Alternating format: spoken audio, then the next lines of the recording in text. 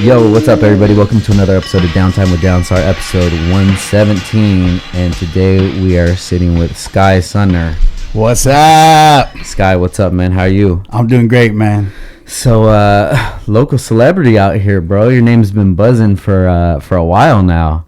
You know what? In this small little circle, I've been here for a long time. So, it's nice to, nice that you say that. But, you're a local celebrity. Your company's a local celebrity.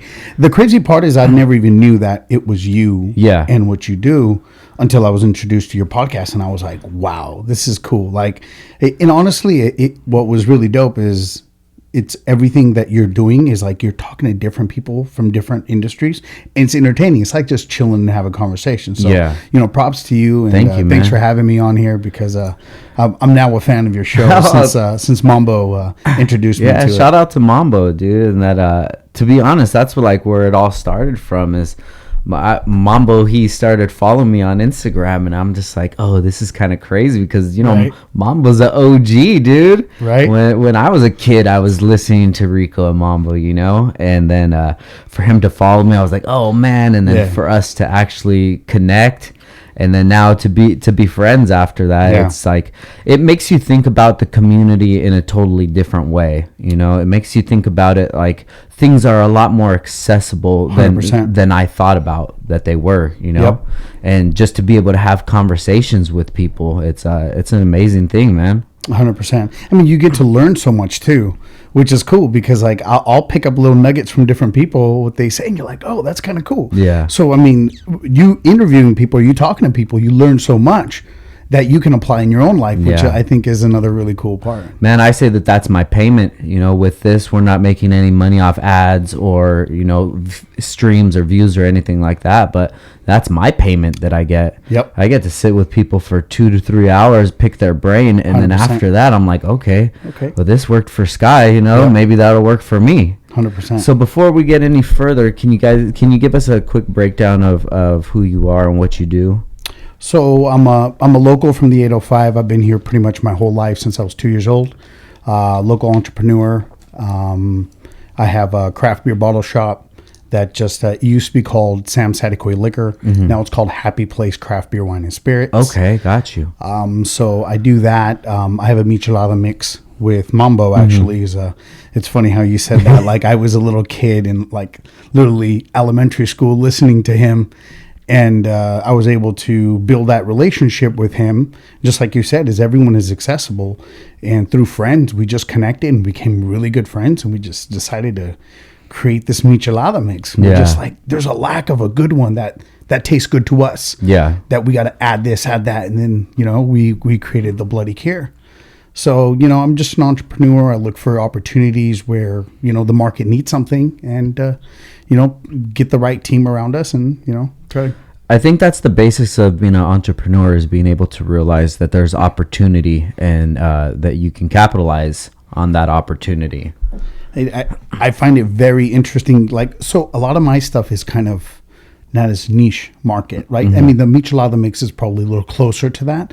But the fact of how you did what you did with nuts and bolts, bro, like that's crazy. I mean, I'll look back at it now and I just think that, I mean, I really downplay it a lot. It was so obvious to me that there was a need in the market, and it wasn't like I created something that changed the world. I just showed people things that they didn't know that they even wanted. Yeah. And once I showed them that, then it clicked in their head. But to me, I was in another market. So that's like you being in the into wine, mm-hmm. and then you going into another industry and them not having like the bottle openers or something. You're like, wait, what do you don't use bottle openers? No, we use our teeth. And it was like, that was in the hot rod stuff. Right. And I'm like, everybody cleans up their bolts. Nobody uses their old bolts. So it was just, it's just, I think that's the thing of entrepreneur is you just always have your eye open and you're always solving problems. 100%. So, and I think that's what makes a real good entrepreneur is a problem solver. Yep. So do you feel like you're good at solving problems? 100%. I think that's really what I'm good at. I'm good at solving problems, and I'm good at creating the right people around me to fix that problem. Because the one thing I understand is I don't have all the time in the world, and I don't know everything. Yeah. But I'm good with people, and I'm good at bringing people together to solve a problem.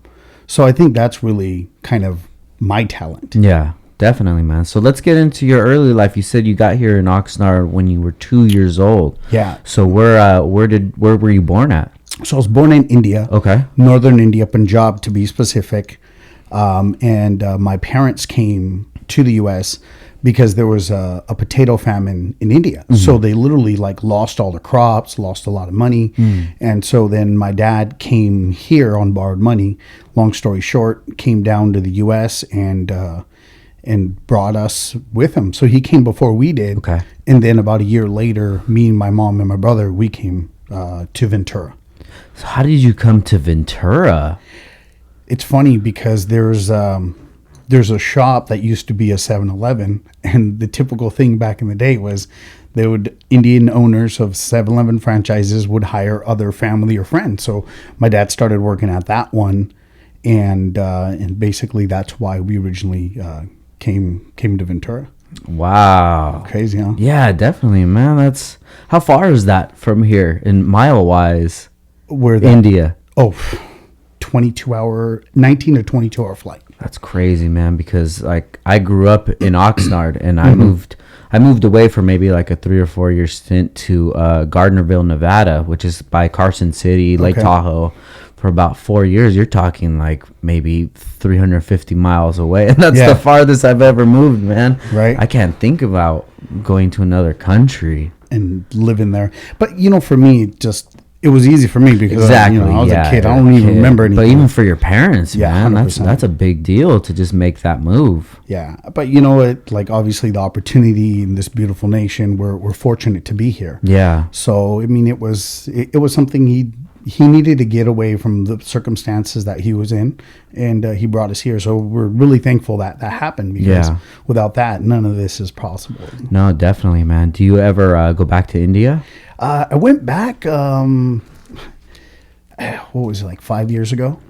And then before that, about 7 years ago. Got you. I mean, I love it. It's awesome, but I'm just kind of like in that mindset where if I can go somewhere, I want to go somewhere new. Yeah. And try to experience different places with, people I love and friends and family. So I'm kind of trying to travel different places instead of keep going back home. Yeah. So I was checking out your social, man. It looks like you do a lot of traveling, and it looks like there's a lot of beach always involved. I love the beach. I mean, it's sad that we're in Ventura County, right? And I don't go to the beach enough. But when I'm out, we were in Bali earlier this year. I was literally at the beach as much as we could. Thailand, even we just came back from Hawaii in Maui, and we literally stayed on the beach. In my whole life in Ventura County, I've never stayed on a beach. Yeah. In Ventura, or Oxnard. But yeah, I go to another place, fly 6-7 hours or 20 hours, and I get a place on the beach. You know what I mean? Same thing, man. What do you think that is? We just sometimes you don't appreciate what you got, and it sucks because we literally, somebody told me last time I came back from Bali, they're like, "Sky, it must suck to be home." I was like, you know what? We live in fucking paradise. Yeah, we really do. Like people I was talking to over there, they're like, "Oh my god, it's 20 degrees back home." I was like, "Damn." I was like, our home, I was like, it's like 75 degrees. Yeah. So sometimes we take it for granted, and sometimes it's nice to move away like, you did for 3-4 years, and you really appreciate it. When you come back, you're like, whoa. I mean, for a little while, and it's so weird. I don't know if it's just human nature or what, but once I came back, I was so, I'm back in California. I love it. And I never go to the beach, man. We live on Oxnard Shores, which is a 5-minute walk to the water, Wow. And I've always lived in those neighborhoods, and sometimes at night you could hear the waves going, and even at our house now you could hear the waves, and we never go down there, man. And it's such a shame because I do a lot of traveling, and I'll go all around the country, and I talk to people that never even seen the ocean before. Wow. And that's for us to think about that. That's like so mind blowing. But just think, if you live in like the Midwest, there's no ocean around there. And saying that, I've only moved about 350 miles away, dude. Even if you go 350 miles in a radius around there, there's no ocean. You literally have to take a flight. That's crazy. Out of all the places you travel, what's your favorite place? Japan. Really? Yeah. My son really wants to go there. Oh, really? He's big on the Pokemon, so he's like, I want to go. And we want to go for the, have you heard about did you do that, what is it, like the Super Mario Brother go-kart racing? We haven't. No, we have. I've seen it though, because we stay right there. It's Shibuya, which is kind of like the Times Square of Tokyo. Okay. So that's in. Have you seen Tokyo Drift before? I have. Yeah. So where they do the drifting through the crowd, and there's the big crossing. There's all the big buildings and everything right there. That's the Times Square of it, and that's where you actually drive those go-karts around in that area, and it's really cool. But I always forget about it. Out of all people, I think you would have done that. I know, man. I'm a weird cat. Things that you would think. So do you go there often? Did you as far as early as like maybe 4 years ago, I started going. That was my first time, and since then I've been 3 times. You do it a lot for business? For the business, yeah. So awesome. This January I'm going to be going back again. My buddy Ryan and I, we always he's the first one that I went out to Japan with, and then last year I ended up taking my wife, and she fell in love with it, but just not the weather or the car stuff. Got it. So we're a lot of traffic, right? Yeah, but it's just when you go to these car events, I'm sure it's the same with going to like an event with the Bloody Cure, is that's the focus. 100%. And when you go with your significant other and want to go on a vacation, that's not really the best circumstance. So it was cool that she was able to go and kind of experience Japan like I did, but we're probably going to go later on in the year in like May or something when the weather gets a little better.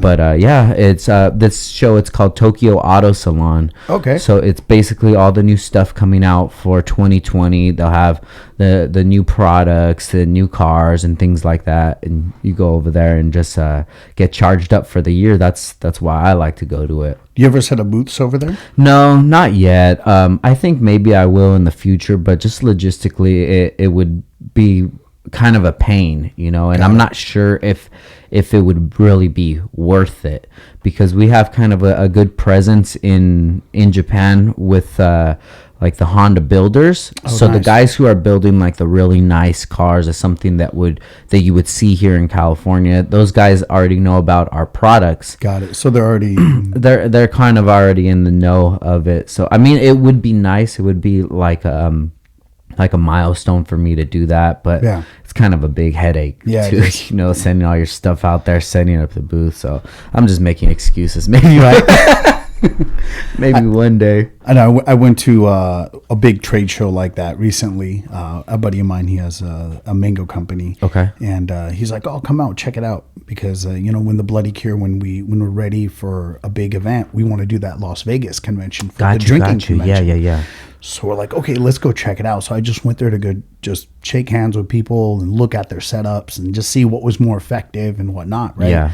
So that was a cool experience just to see it. Yeah. And now that I saw it, now I could see ourselves being there at the convention more than I ever could before. Yeah. You know what I mean? No, definitely. Sometimes you need to like visually believe it and see it and before you actually do it. So, usually I'm good at that, but for some reason, every single time those events were coming, we're like, but we have this, we have that. Like you said, we just keep making excuses, Yeah. And as good as we are as entrepreneurs to try not to make excuses, we can always find a I think there's value in realizing that it's an excuse. 100%. Whenever I have an excuse, or whenever I have a negative thought or something that isn't aligned with what I want myself to be, as long as I can recognize it, I feel like that's step one in the problem, because in the past I wasn't recognizing it. Yep. This is just the way that I thought, and it was like this. 100%. But as far as I could,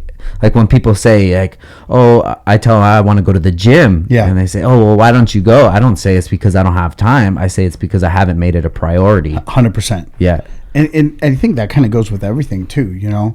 We make excuses every day, and then like you said, if you don't find time for it, then it's not important to you. It's not a priority. Yeah. You know, I see myself doing that a lot. I was going to the gym hard, and I was like, I lost a bunch of weight. I'm like, all right, cool. I got more energy. I'm good. And then all of a sudden, you know, I found it just dropped lower on my priority list. So, but now, man, that's a really good point, right? Yeah. So what do you feel like it is that keeps you going on this entrepreneurial path? You know what? It's excitement. I'm excited about entrepreneurship, and I love people. So to me, as long as I'm doing things with people, for people, to help people, I love it. You know, I'm definitely not a person that could be behind a desk. So as long as I'm out there talking to people, and right now in my entrepreneurship, I'm more out and about talking to people, shaking hands, making things happen. So we own the property where the store sits. So I'm trying to me and my wife are working on trying to develop it.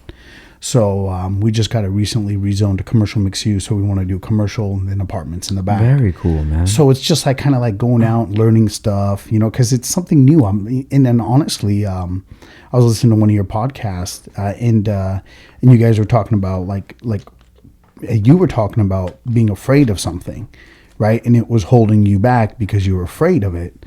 And there was kind of the same thing with me. It's like this project's like a $20 million project, right? And then I can sit here and say, I don't have $20 million, so I can't do anything, right? Or I can just get the ball rolling to the point where it's like, now all I need is money. Yeah. And there's people out there that's going to give it to you, but it's just, I'm scared. I'm still scared, right? But it's just coming to that realization that I'm scared, but I need to actually move forward and do what I can and worry about the next problem, next hurdle when it comes. Yeah. So when you get to a place of like complacency or not having that fear, everything's running good, the liquor store's selling well, the family's doing good, what makes you kick it into the next gear and get out of that kind of zone? You know, it happens every once in a while, and it happens maybe multiple times a year. Like you'll be going fast and then all of a sudden you get comfortable. That's the problem. You know, if we allow ourselves to get comfortable. But then what I look at is I'm like, what's my goal? What's going to be my legacy? What do I want to do in my life? Then when I go back and think about the things that I want to accomplish, and then I'm like, you know what? Fucking suck it up and get your ass out there. Yeah. Because when you get a little comfortable is a problem. Then it messes up with your dreams and your goals and your aspirations. So I think just, you know, it happens and you just got to snap out of it. You know, sometimes it takes longer than others. And, you know, sometimes I'll just go on a quick little weekend trip or something, recharge my batteries and come back. Yeah. You know, especially being a business owner, I love using points.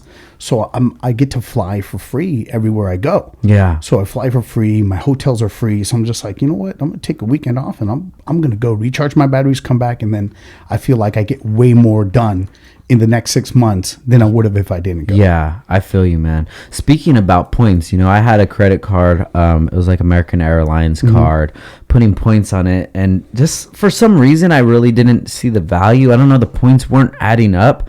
I guess I would go to look at a flight and I would say, man, this one small flight is going to take all my points. So I kind of just fell off of that. And I was talking to one of my buddies who's another business owner. And we were talking about us doing a podcast together. And he's like, dude, just use your points and fly out. And I'm like, I don't use points. And he was so surprised at me.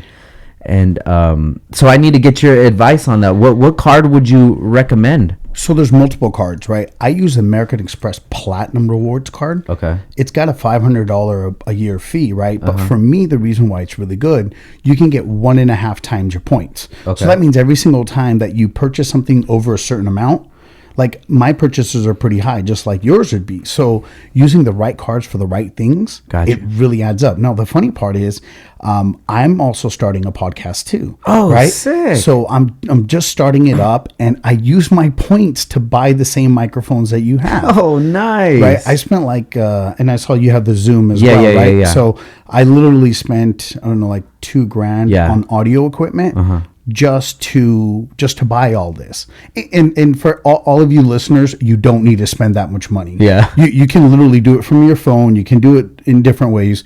We just happen to be in a position where we can, or I use my points. So I was like, hey, I might as well do that. Man. So I was able to buy the whole thing right off of my points, and yeah, it seems like a lot of points. It was like say like 90,000 points were gone, but hey, you know what? They were free. Yeah, anyway, you know what I'm saying. And it's not like I had to pay for the points. I just had to use my credit card. Yeah. But just make sure you pay your credit cards off. Don't go out. Everybody, this is a disclaimer. That doesn't mean go out and spend a bunch of money and get points and not pay your credit card. Because those interest, those fees, 20%, it'll kill you. So what makes you go with this the American Express Platinum versus other cards? You know, their concierge service is really good. I personally love that card. I use it a lot. Okay, cool. We also have a Chase card. It's a Sapphire? Okay. Yeah. But then they have different levels. So you have to look at what's better. The other reason why I love my Platinum, because when we travel, we just recently found out about this, which is stupid because we've been traveling for a long time, is they have the lounges. You can go to the lounge, take 2 people with you. You could drink what you want. So before flight, 5, 6, 7 drinks before you're on the flight, get food, massage chairs. Some of the places that we went to Bali, there was actually somebody walking around giving people massages. And I'm like, wow, I would have paid $100, $200 for this experience. And since I travel probably 3 to 4 times a year, I get my money, my $500 back. Yeah. And then plus they give you credit on your on your travels, like $300 a year. So it's like it's really not expensive if you utilize it. Yeah. You know, and for me it was just like it was a no-brainer. Damn. See, guys, players fuck up still. No matter no matter how much I think that I have it going on. I got to get on this points thing, man. I'm telling you, bro. So when you guys see me flying just like random places for a cheesesteak or something, right? My points are popping. Thank you for that, man. I'm going to check that out for sure. But let's dig into this podcast. I'm excited about that. So tell me about why you want to start a podcast and what it's going to be about, and if you got a name or anything. Yeah, it's good. It's called Sippin with Sky. Sippin with Sky. So I'm actually I'm starting to record right now, like literally over the next couple of weeks. Sick. We're starting all of my recordings. But I'm just going to like drop it like Netflix. I'm just going to record like 15 of them and then drop them all. Oh, okay. And you know, it's kind of like, because the thing is this, is like when I started listening to your podcast, it was really dope that you had a bunch of podcasts, right? So I've probably gone through and listened to like 20 or 30 of them. Thank you, man. Probably about 30 of them by now. But it was cool that you had more content, because the thing I hate is I'll go to somebody's podcast, I'll listen to one of them, and I'm waiting for the next week, and there's not a next week, and there's not a next week. Yeah. And you're like, fuck, this is my routine. This is my Sunday routine. I listen to this podcast while I'm driving. You know what I mean? I go to LA and I'm driving for an hour, so I want to listen to it. The nice part about yours is you're consistent. You're always putting out content. Thank you. So I want to make sure I don't fuck up, because the things that I don't like, I don't want to do for other people. Yes. So I want to drop a bunch of them, so when people start listening, they can continue to listen.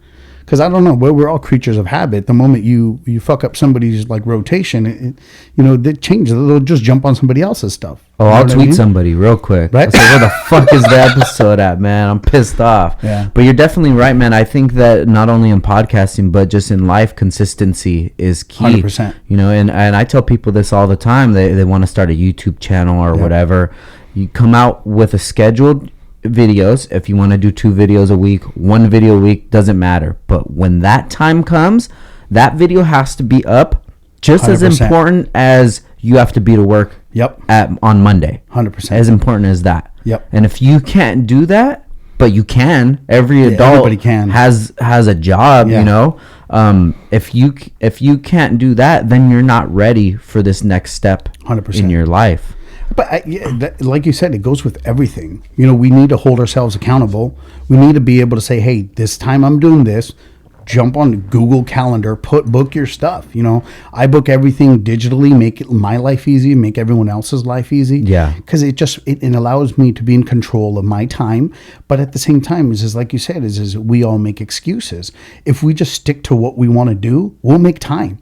People make time to go watch, you know, some crazy show that they like, or go watch the Lakers. Or, you know what I'm saying? Like, so, I mean, don't get me wrong. I love my Lakers and I try to watch them as much as possible, but I have priorities. Like you said, if you have it up on your priority list, you're going to get it done.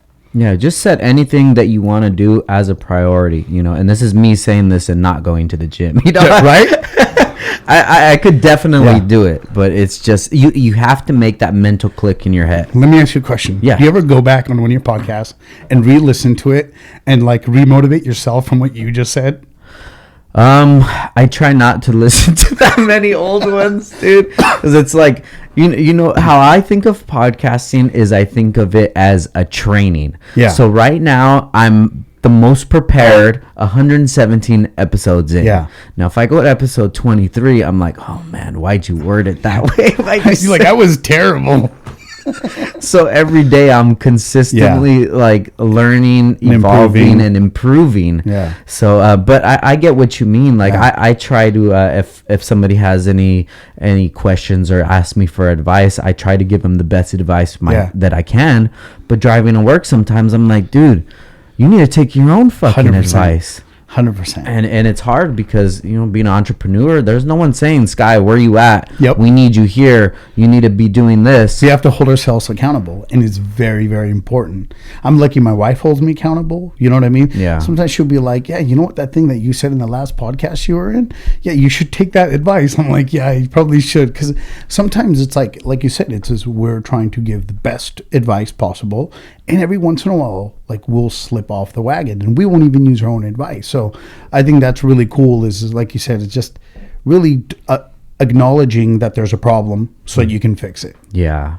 No, definitely, man. This is a cool convo, bro. I like how you flow, dude. This is awesome, Thanks, man. brother. I'm excited to hear about the podcast too. So, what's the structure of it? Are you looking to have guests? Is it just going to be you about certain subjects, or what's the flow going to be like? So it's called Sippin with Sky, Yeah. right? And obviously, I'm into craft beer. I'm into tequila. I love alcohol. I enjoy the taste of it. So what I wanted to do is I wanted to do a podcast. And you know what? If someone doesn't drink, it'll be a cold brew or, you know what I'm saying? It could be something, you know what I mean, that the person likes. And sit down, drink, talk about it, talk about their life, talk about reality, right? Because a lot of the people that are on my show that are already scheduled. By the way, this is a great time to ask. Can you jump on my show? Yes, thank you. Awesome. I'm down for it. Dope. Hell So yeah. it's about talking to people about their struggles and the shit that they dealt with, because too many entrepreneurs make it seem like it's fucking amazing and it's beautiful and it's easy, but they don't realize is the sacrifices we have to make. So I want to be able to show people the truth about not just entrepreneurship, but people who are successful. What the fuck did they do? Yeah. Right? To make them where they're at. So like I have people from the mayor of Ventura, Santa Paula. Nice. I have entrepreneurs. I have tequila owners. I have beer companies. I have so many different types of businesses and mindsets. And I just wanted to be able to really let them tell their story and let them do it real. Like I don't want you to just talk about your successes. I want to talk about when you decided I can't eat right now because this meeting's more important than me eating. And, I'm going to skip lunch. I'm going to do this. Not 8-hour days. I work 15-hour days because that's what I have to do right now to get where I need to do. Because some people, we have to make sacrifices early on and not go out or not do this or, miss somebody's birthday or do that. Not because we don't like the person, but our goals, our priorities. So I think that's really cool. So I want to get into people, but just do it in a fun way, and let people be themselves, but just chill like this over a beer. Definitely. Very exciting, man. So when are you thinking of dropping this? So I'm actually right after this podcast, I'm going to be picking your brain, Yeah. For a little bit of advice Definitely. too, because, I want to do something similar to yours. And obviously one of the other problems I've encountered that a lot of people do is like, where do I do it? Sound wise, this wise, that wise, even though I have my business, have my house, just like we talked about earlier, you're just like, I don't even have my own room there now. You know what I'm saying? Yeah. Like, so it's always hard to find a place. And I was trying to create something to put on the property temporarily just to use it. My office was too small, and then there's too much noise. So I'm trying to figure out where I'm going to do it. But as of right now, I'm going to just start recording at certain places and figure that out next. Got you. Because I want to just start recording. Since you're an entrepreneur, I'm going to throw this one at you. And I've talked to a couple people about this. Podcasting is going to explode this next year. 100%. It's been going for the last 10, 12 years, and people are starting to jump on the bandwagon. Yep. When you see your favorite celebrity starting podcasting, that's when you know that you're on the late train already. 100%. So anybody listening, if you want to start a podcast, this is your time. Do it now. To do it. With that being said, I think that a commercial location, such as something like this, this office with 6 offices, 100%, like this, from half of it all soundproofed, this half you can have, each room will be different. You know, these walls, you can get them at Home Depot, and it doesn't have to be brick. It can be wood walls or whatever. 100%. You have another storage room that has decorations, props, things like that. I agree. So say a podcast comes in, and this is their look, what they want to have. Okay, this is the plant I like. This is the table that I like. Okay, cool. We're gonna have you in on Wednesday at 2:00. Okay, see you then. So your job as the facilitator would be to set up their table, everything. They come in, they do their thing. They give you your the SD card, set it up. You give it to them. Okay, or you can offer different editing solutions. Editing, video. We'll do that. Exactly. I agree, 100%. And I think if somebody took that opportunity, that could be something huge. I would love to do it, but you know how it goes. Time. It's not that high on your priority yet. Yeah, I mean, as long as I have my own studio. I mean, I agree with you 100% on what you said. I just think there's the other problem is a lot of people that want to start it, they don't have the money to pay for the spaces, right? Until they can get a sponsorship. So there's other issues, things going on, but I hear Rico Mambo might be working on a little something. Yeah, I've been talking to Mambo on the back end, man, and I'm excited to see what he has coming up. I'm really excited. No, definitely, man, and I think that, like you said, people don't have the money for this equipment. They don't have the money for a spot or anything. So if you were to tell them, yo, I don't even know what it would break down, like $100 an hour. You know, this is $50 an hour, whatever it would break down to. $100 an hour, come do your thing. Okay, cool, this is it, and you're ready to go. And I think that would be something really cool, you know. No, I'm interested in that side. I definitely, because like you said, it's gonna explode. Because if you look at it, I mean, I know me. I'm pretty sure I'm speaking for you as well. When I'm driving, I'm listening to podcasts. Definitely. Like, as much as I love music, I love hip hop. You know what I mean? I love all music. You know, but when you're driving, I feel like I want to absorb as much as information as I possibly can. And sometimes you just need to recheck yourself. So you can listen to the same thing 10 times. The 10th time it like absorbs to your brain. You're like, oh, I've heard the same message from 10 different people and I believe in it. Now I'm going to apply it. Yeah. So I really like, podcasts. So I'm always listening to them. So they're getting more and more popular. And I remember like 5 years ago, my wife's talking all about podcasts. Yeah. And I was just like, yeah. I'd rather listen to some tunes, you know what I'm saying? Like, bump that shit. Yeah. But I was just like, damn, now I'm like, fuck. I wish I jumped on it 5 years ago, because I probably would have been up to episode 117. Yeah, no, definitely, man. It's an exciting time. So what is your podcast lineup look like? Who you're listening to? So what's it? Was it Joe Rogan? Joe Rogan. I'm actually just subscribed to Joe Budden because I was listening to your last podcast. Yes. So I subscribed to him. Hell yeah. I listened to my boy Rico J from Millennial Mindset. He just started up, which is cool. It's like nice seeing somebody starting it up and just. I heard your episode on that one. Oh, thanks, brother. Yeah. But yeah, so I'm just like I'm observing like everything. So you tell me, we have the Four Locos. Oh hell podcast. Yeah, this is hilarious, bro. So that's with Rico and Mambo and Prince Blunt, and then the other guy, I forget his name. But it's really cool how that even worked out. Just these guys that were participating in the dilemma of the 100%. Day, and they become fans, and now they have a show with Rico and Mambo. That's awesome. It's funny because if you really look at it, that's kind of how my partnership with Mambo kind of started. Really? So I'm a huge fan. Like every single morning, I used to open the store from 5:30 in the morning, and I used to work there till like 10 at night. So I mean, I put those crazy ass shifts in. But all those years while I was doing that, I would always listen to the Rico Mambo Morning Show. While I was there, I was always commenting. I was always doing that because you know what I mean? I love those dilemmas, right? Yeah. And talking about those dilemmas, I'm going to jump off topic. Yeah. Building that relationship, I started hanging out at the studio too every once in a while. And then I'm sitting in the office and Rico goes, check this out. I was like, okay.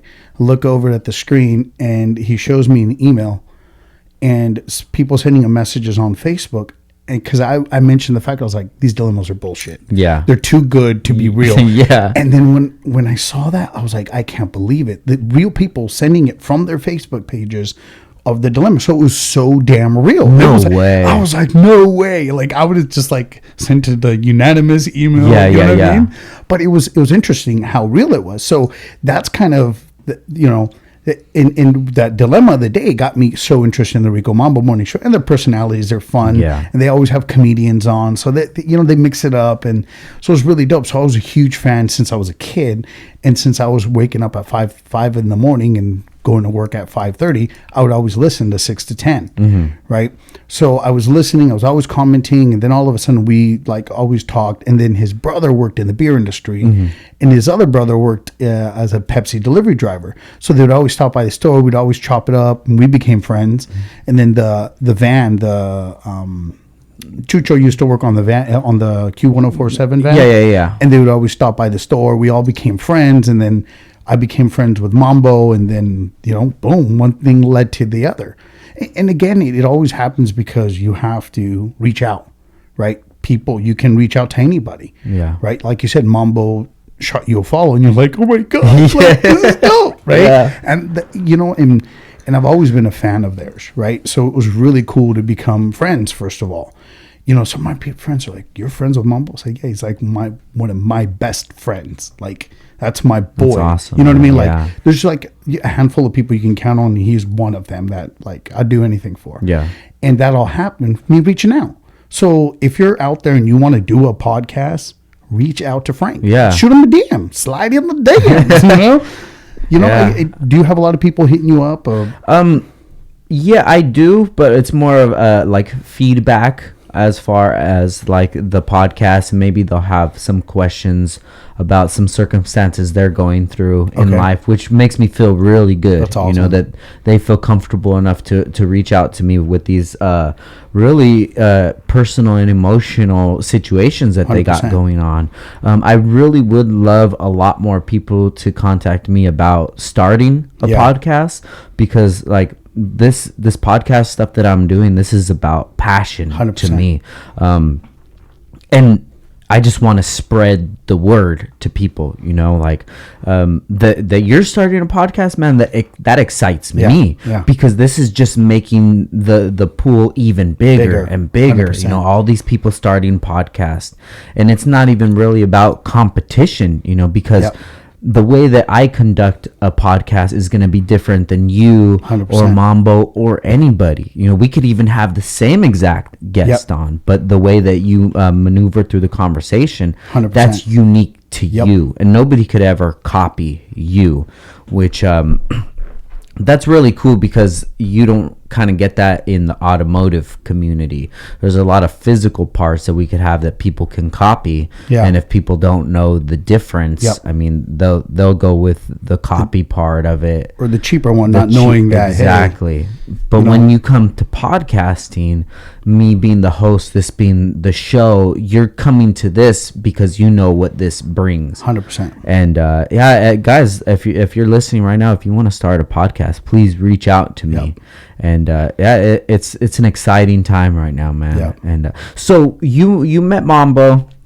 How did the conversation come up about starting the Bloody Cure?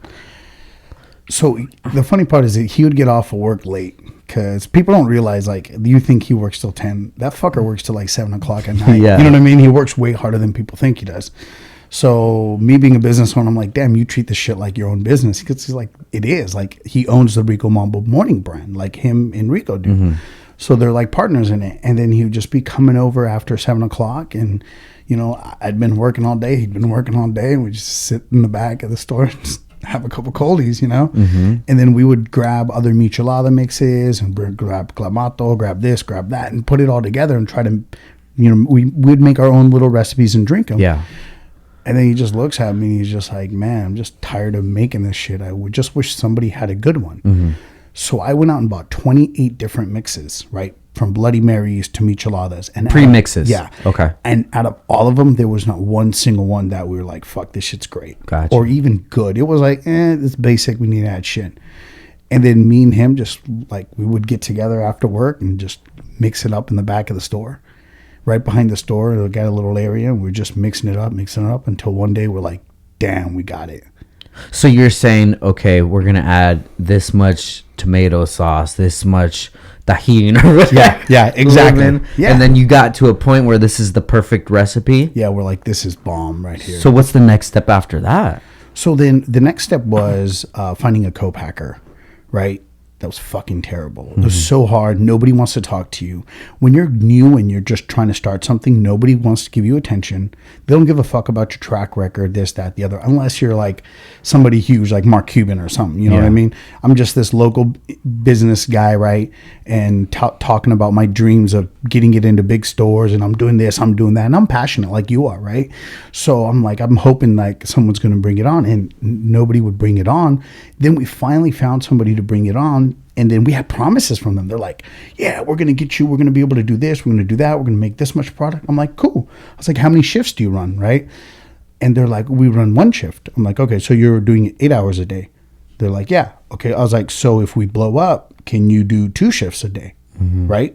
If we need to. They said, sure, we can.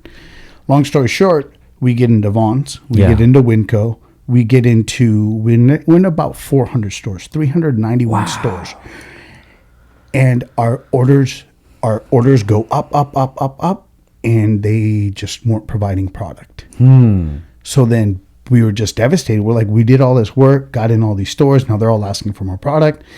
And, you know, they would wait, instead of giving it to us in a month, which was what they were supposed to do, they give it to us in 6 months. And it was that bad, and it was just hurting us. So long story short, we struggled so much with that, just not having enough product. We couldn't sell it if you don't got it, right? Yeah. And especially when you build those relationships with Vaughn's, Albertsons, Winco, and we were in the talks of Costco. And luckily we never pulled a trigger with Costco, because if we did, that would have been terrible. Yeah. You know, so we're just like, we're being patient. We're like, let's wait. And then all of a sudden, you know, the guy just said, hey, we can't even do your product anymore, because his product became it was a higher priority. You know what I'm saying? He was just like, we don't care about your product, basically. Really? So, I mean, these are the struggles that we had to deal with that nobody knows. You know what I mean? People don't know about that. And then just recently, we're so blessed that we got connected with a very good family here locally in Camarillo, and they're going to be doing all of our mixes. Nice. So we're blessed and thankful that, and they're ready for the growth. They're excited for it. So how close are we to the relaunch? We literally got all of our raw ingredients in. We got all our bottles. We're waiting for our bottle caps. We're literally probably going to bottle this week or next week.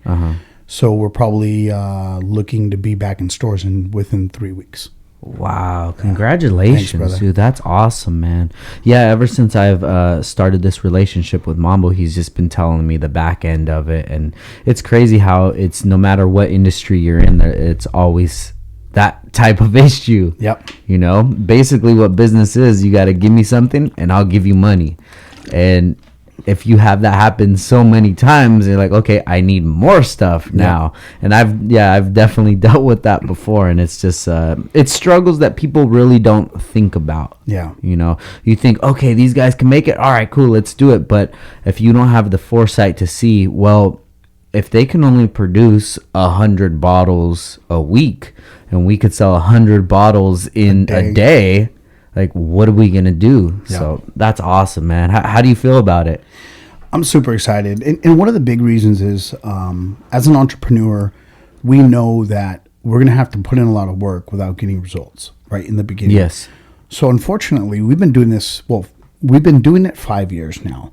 And throughout the 5 years, there's always been one obstacle after another, right? So it was like everything was going good, but because of all those hits, it's like we haven't really been able to monetize it at all. I've been fortunate that, you know, with my income, Mambo's income, we have our own incomes that we're able to support the company and just keep it alive. Definitely. And now it's exciting that we're going to be able to just jump back in the industry. We already got a purchase order from Vaughn's Albertsons for over 500 cases for the first order. Sweet. So it's like we're excited that now it's like everything's looking great.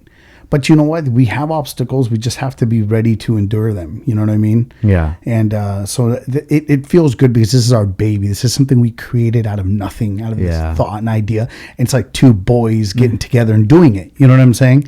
It's like that dream that, hey, to open up a business with your friend. And we're excited to get it back on the road.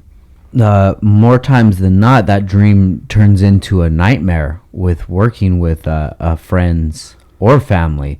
How have you guys been able to navigate through that and not let it affect your friendship? What's crazy is between me and Mumble, we've almost had zero arguments about anything because we both know our place, right? I know he's the marketing, like he does the most of the marketing. He's helped us, with the recipe, with everything. When it comes to the business decisions and the sales, that's what I do. My wife's in the back end. She helps with all the financials and stuff because that's what she does for all of our businesses. But it's just been easy because we know our roles. We don't step on each other's toes. And even if I can make a decision without him, I never do. And he does the same. We both talk to each other and we say, hey, this is what I'm thinking. What do you think? There's no I know. You know what I mean? Yeah. So when you do that, all of a sudden your idea becomes better because it's now the team's idea. Yeah. So I think that's always been great. And just none of us blaming each other for anything. Just kind of being like, hey, let's fucking keep this going. Let's figure it out. And like you said, when there's problems, you just got to fix them. So have you ever went down that path where you teamed up with a friend or a family member and things didn't go as planned? No businesses. So this is actually the only partnership business I've ever been into. Everything has been kind of just me on my own and me and my wife. Yeah. And running businesses with your significant other isn't very easy either because it's always difficult when you have two people with two complete opposite mindsets and different thinking. Me and Mumbo are very similar. So it was a little easier. But with my wife, it was really different because I'm just like growth. And my wife's checking me. She's like, we got to pay bills. You know what I mean? Yeah. So it's great to have that. Even though we butt heads, it's great that we do because then we both compromise. Yeah. And I think the biggest thing that I've improved on in my entrepreneurship from the beginning to now is communication. Gotcha. And I think communication is key because if we don't communicate, like something happens, I literally text Mambo right away. And even if it's good news or bad news, that way he kind of knows what's going on. He doesn't feel like, oh shit, you knew for a week and you didn't tell me. Even if it had nothing to do necessarily with that he could fix it, at least he knows about it. Yeah. And now the fact that he knows about it, what happens if something happened where he was in a meeting with somebody who could fix it? Yeah. Like he can't help because he doesn't know. So if I mentally think there's nothing he can do to help and don't explain it, we're going to be at a handicap. So it's been really good communication wise. And I think I've grown as a communicator in my relationship, in my business relationships. And that's really helped me avoid having conflicts. Now, how long ago did you realize that was an opportunity for you as far as communicating? I've always known that it's an opportunity. But the problem is sometimes we're so stubborn. And you think you're only looking at things from your own perspective, and that's the fucking problem. Yeah. We need to become the other person and think how they're thinking, and only then can you communicate better. Because sometimes it's like I was listening to an audiobook, and I've listened to it multiple times. But long story short, it was the guys in like a bus or something, not in a bus, in like a train. Gotcha. And all these kids are crying. And the father's just looking down. And the guy's thinking like, what a fucking dick. These kids are crying.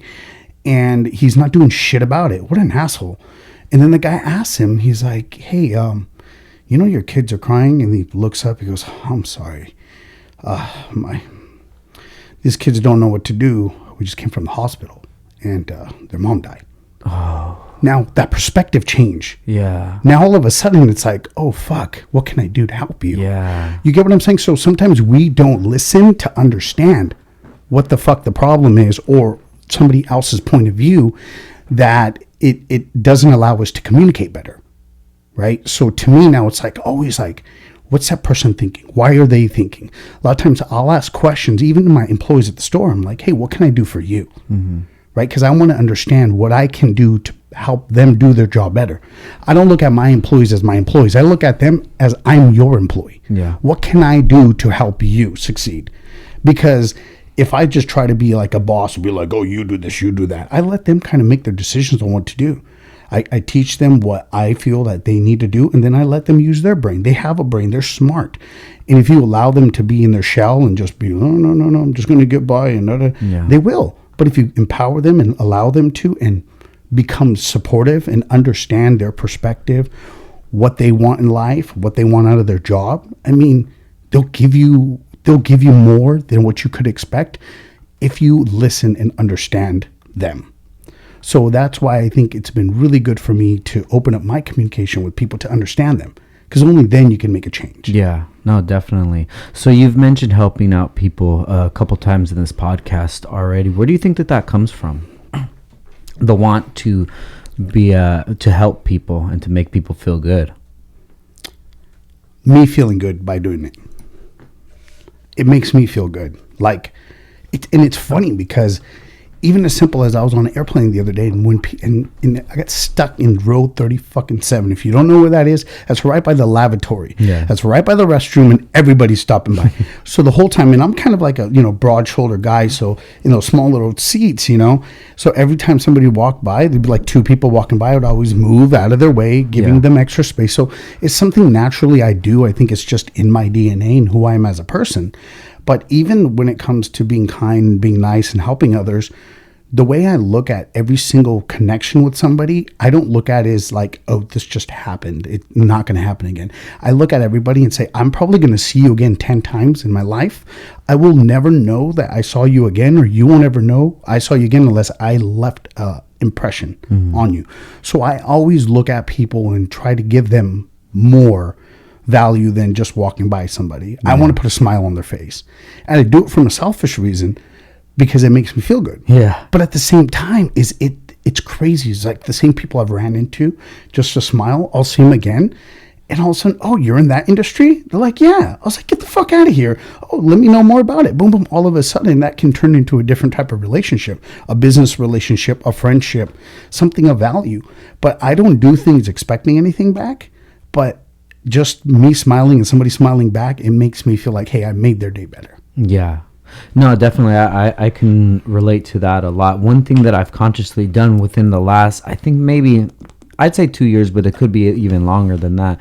Every time I interact with somebody, I always ask them, how are you doing? 100%. No matter what. Even if it's at Starbucks through the intercom. Mm-hmm. And that's funny. I do the same thing. I do that because I want these people to understand that I know other people look at them as close to a robot as possible. 100%. So it brings them back to like the reality. Yep. Yo, this person actually cares about. But you ask it thinking of waiting for that response. Yeah, definitely. Not just asking to ask. You're asking because you actually genuinely want them to feel good, which is dope. Yeah. Because a lot of people are robots. Even when they ask that question, they ask it without expecting anything back. Yeah. You know what I mean? Sometimes you'll get that random one. One time I was at Vallarta. If anybody's listening, it's a Mexican grocery store. So I went there and the lady's ringing me up. And I asked her, "Hey, how are you doing?" And then she's like surprised, and she's like, "Oh, I'm doing good." And I was like, "Oh, okay." She's like, "Wow, nobody's ever asked me that before." I'm like, "What do you mean? You're like in your 40s. Right? No one's ever asked you like, how are you doing? How are you doing?" Yeah. And it's so sad that like that's the culture that we're in. You know, that person works at Starbucks, so their job is to get me my coffee. No, it's not, dude. This is a person who's trying to survive and live just like you are, 100%. And their job is to do coffee. Your job is to work in a cubicle. So the funny part is we sponsor festivals from Happy Place and from the Bloody Cure. So we do all the tequila tacos, Winter Wine Walk, Champagne on Mains, and all these festivals. And I'm at all of them across California. So when we're at the festivals, there's a gentleman, Jose. He works there and he's on part of the cleaning crew, and he's always there. And the funny part is every single time I see him, I go up to him, shake him hand, give him a hug, and say, "How you doing, Jose? It's nice to see you again." And it makes him feel so good. But to me, it made me feel so good, right? And like I treat whether it's somebody who's cleaning versus the CEO and the owner of the whole festival the same, because I'm all coming from love. I'm not doing anything to get anything back. If I get something back, great, karma. I love it, but I don't do it expecting something back. Because when I've ever done that in the past, years ago, I would do something expecting something. I would do something good and I would feel bad. Yeah, you know what I'm saying? Like even on the airplane the other day, I put my seat up, my son's seat up, my wife's seat up right when they said to do so, because I was just like, hey, let's do this, right?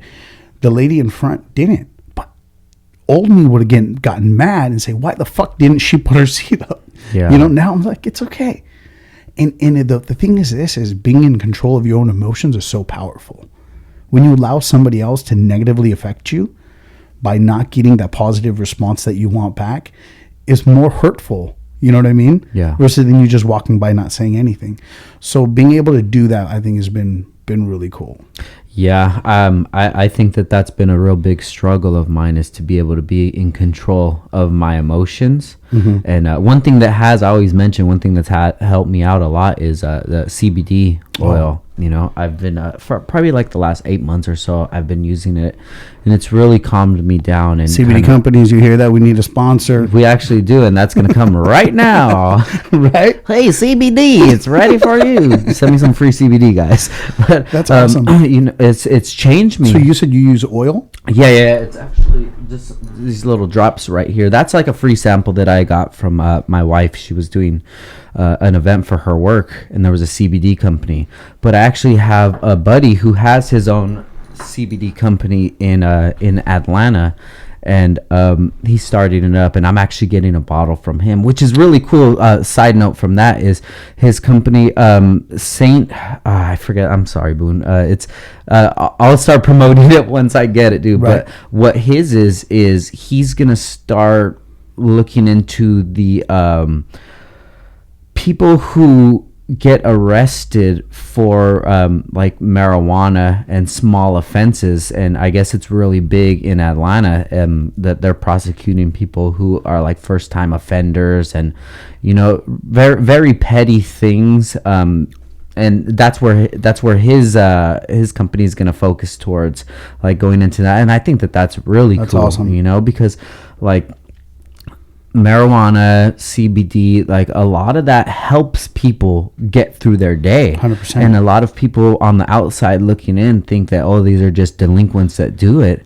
Oh no. I mean, look, I'm not an avid marijuana user or whatever, but yeah, I'll smoke a J every once in a while. It relaxes me. If I'm on vacation and I don't have a business meeting the next day and I'm just chilling, it's a great way to relax. Definitely. I've used CBD in the bottom of my feet. When I'm up 15 hours a day, it's great for the bottom of my feet. They don't feel hurt. Yeah. Because normally when I wake up in the morning, I'm in pain for just like 5 minutes. But then I noticed that went away with CBD. So it's great. And now that it's becoming legal, people are actually coming out and speaking more about it. They're like, yeah, I do. So. Yeah. You go to the dispensaries and you don't see people that you would think that you would see there. No. You see like, hey, I think that's my mom's friend. Right? Yo, Susie, what's up? Yeah. But back to the subject, man, that's really helped me out, because I think that I do have like anger problems. And what I think it stems from is like a respect thing. And when I feel that I don't get the respect that I deserve as a human, that really bothers me a lot. There was just an instance. We just got back from Las Vegas, and we went to a convention over there, and we're walking through the metal detectors, and nobody tells me nothing. No one tells you pull out this or anything. It's just like, come on, go. And I go, and the lady stops me, and she says, take out everything from your pocket and go back through. I'm like, you know what? Do your job and tell me what to do. And I'm just like, snap, because that's not my fault. Yeah. This is your job to tell you. You have to be before there and say, okay, everybody take out your stuff, and then my wife has to tell me quick, like, calm down. It's not even that big of a deal, but it's just like, don't attack me when you're not doing your job, and those are still things that I'm trying to work on myself. I think a lot of that comes from history, from a long time, like as we're growing up as kids, obviously being non-white, being ethnical, we get treated differently, being Mexican, being Indian. So when we get treated that way, sometimes we're like, we don't even think about it, but it changes us, right? And then we just think, oh, you're just being racist, especially if it's somebody who's not a Mexican person or not an Indian person. You're like, you're being a fucking racist asshole, and it does that. You know, the only reason I was able to change that over a long period of time was when I just said, you know what, I'm not going to let them control my emotions. Yeah. Like even in a club, or if I don't go clubbing very often, when somebody bumps into me, I say I'm sorry to them. It's weird. Like back in the day, bro, I was getting kicked out of Bombay's, kicking out of Nickelby's.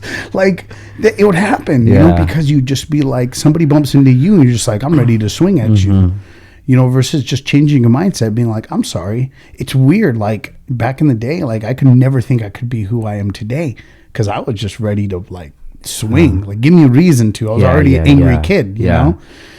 And then just having that mindset, that change, like, hey, you know what? You're having a bad day, and that's why you're taking it out on me. Yeah. And we were at the bar at Maui in Hawaii just the other day, and the waiter was really rude to my friend Sonny, and he was being a dick, and just the way he talked to him, it was like really rude. He got so mad that anger. Then when it came to tip, I'm a big tipper, right? So normally I would have tipped him probably $20, which would have been 30%.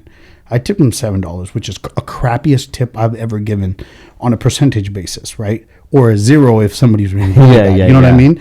And then we left there. He was so mad at me and angry at me that it caused a fight from that energy, negative energy transfer to our relationship, and then throughout the whole night. You know what I'm saying? So it's like now watching that, it makes me even more be like, wow, that was me.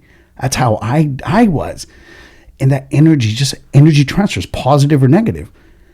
Just like when we met each other right now, it was just like positive energy, right? Yeah. It just and it amplifies. And the same thing with negative energy, and it's hard. But once you just figure out like, hey, you know what? I think if somebody's mad or pissed off, I just think, hey, this person just had the most terrible day. Like the train thing I was telling you about. That person just lost somebody. You know what I mean? When you kind of like break people's like actions into like, this person doesn't have enough money to pay rent. Like, you know what I'm saying? I create that in my head to justify me not being a dick to a person who's being a dick to me. No, I totally agree with that. And although I do understand the right thing that I need to do and what will put me in a great space, is it's not a switch that you could just switch on and off. It's a battle every single day. It is. And even the same trip, right? I think it might have been after that interaction. I went to a Arco. I'm inside of there, and I see this guy. He's fucking pissed, man. And every time I see somebody that's super pissed, my guard's up. I don't know what this dude's gonna do, but I'm ready for whatever. And this dude's like, oh, fucking, when can life just ever get better for me? Always something happens, just pissed. So I'm getting my stuff, and then he's like not talking to anybody. It's just talking to himself. And then he's just looks at me kind of like, life is just, I can't get a break. And I'm just like, and I just like, you know what, man, maybe it's the way that you're looking at things, you know? And he's like, you know what, my mom, her house or her water heater just leaked and it just flooded the house, and now I got to figure out, I got to get a wet vac or something. I say, you know what, man, could just be the way you're looking at it. Your mom's lucky to have you. Imagine if you weren't around, what would your mom be doing? Yeah. And then snapped out of it, bro. That's crazy. And he's just like, man, you're right. And he like actually shook my hand. That's awesome. And I'm just like, I was able to diffuse that. Yes. And me being a bystander, I didn't have to do that. And this guy could have just fucking transferred that energy over to his mom, 100%. Made his mom feel bad. And it keeps going. That's awesome. And it is just something that I just had to take that opportunity, because I'm like, maybe this guy's just being lame, maybe he's just being a crybaby, or maybe he's just fucking stressed out and needs somebody else 100%. To understand. Yeah, that's what it is, and that's the biggest part about communication is you need to understand what somebody's going through and what they're thinking, because sometimes it's emotional. Yeah. You know what I mean? And that guy was emotional, and you were able to diffuse the situation, And you don't know. I mean, it's like if somebody, that could have been a person that went out and started shooting people. Exactly. Like if people started thinking the same way you did right now,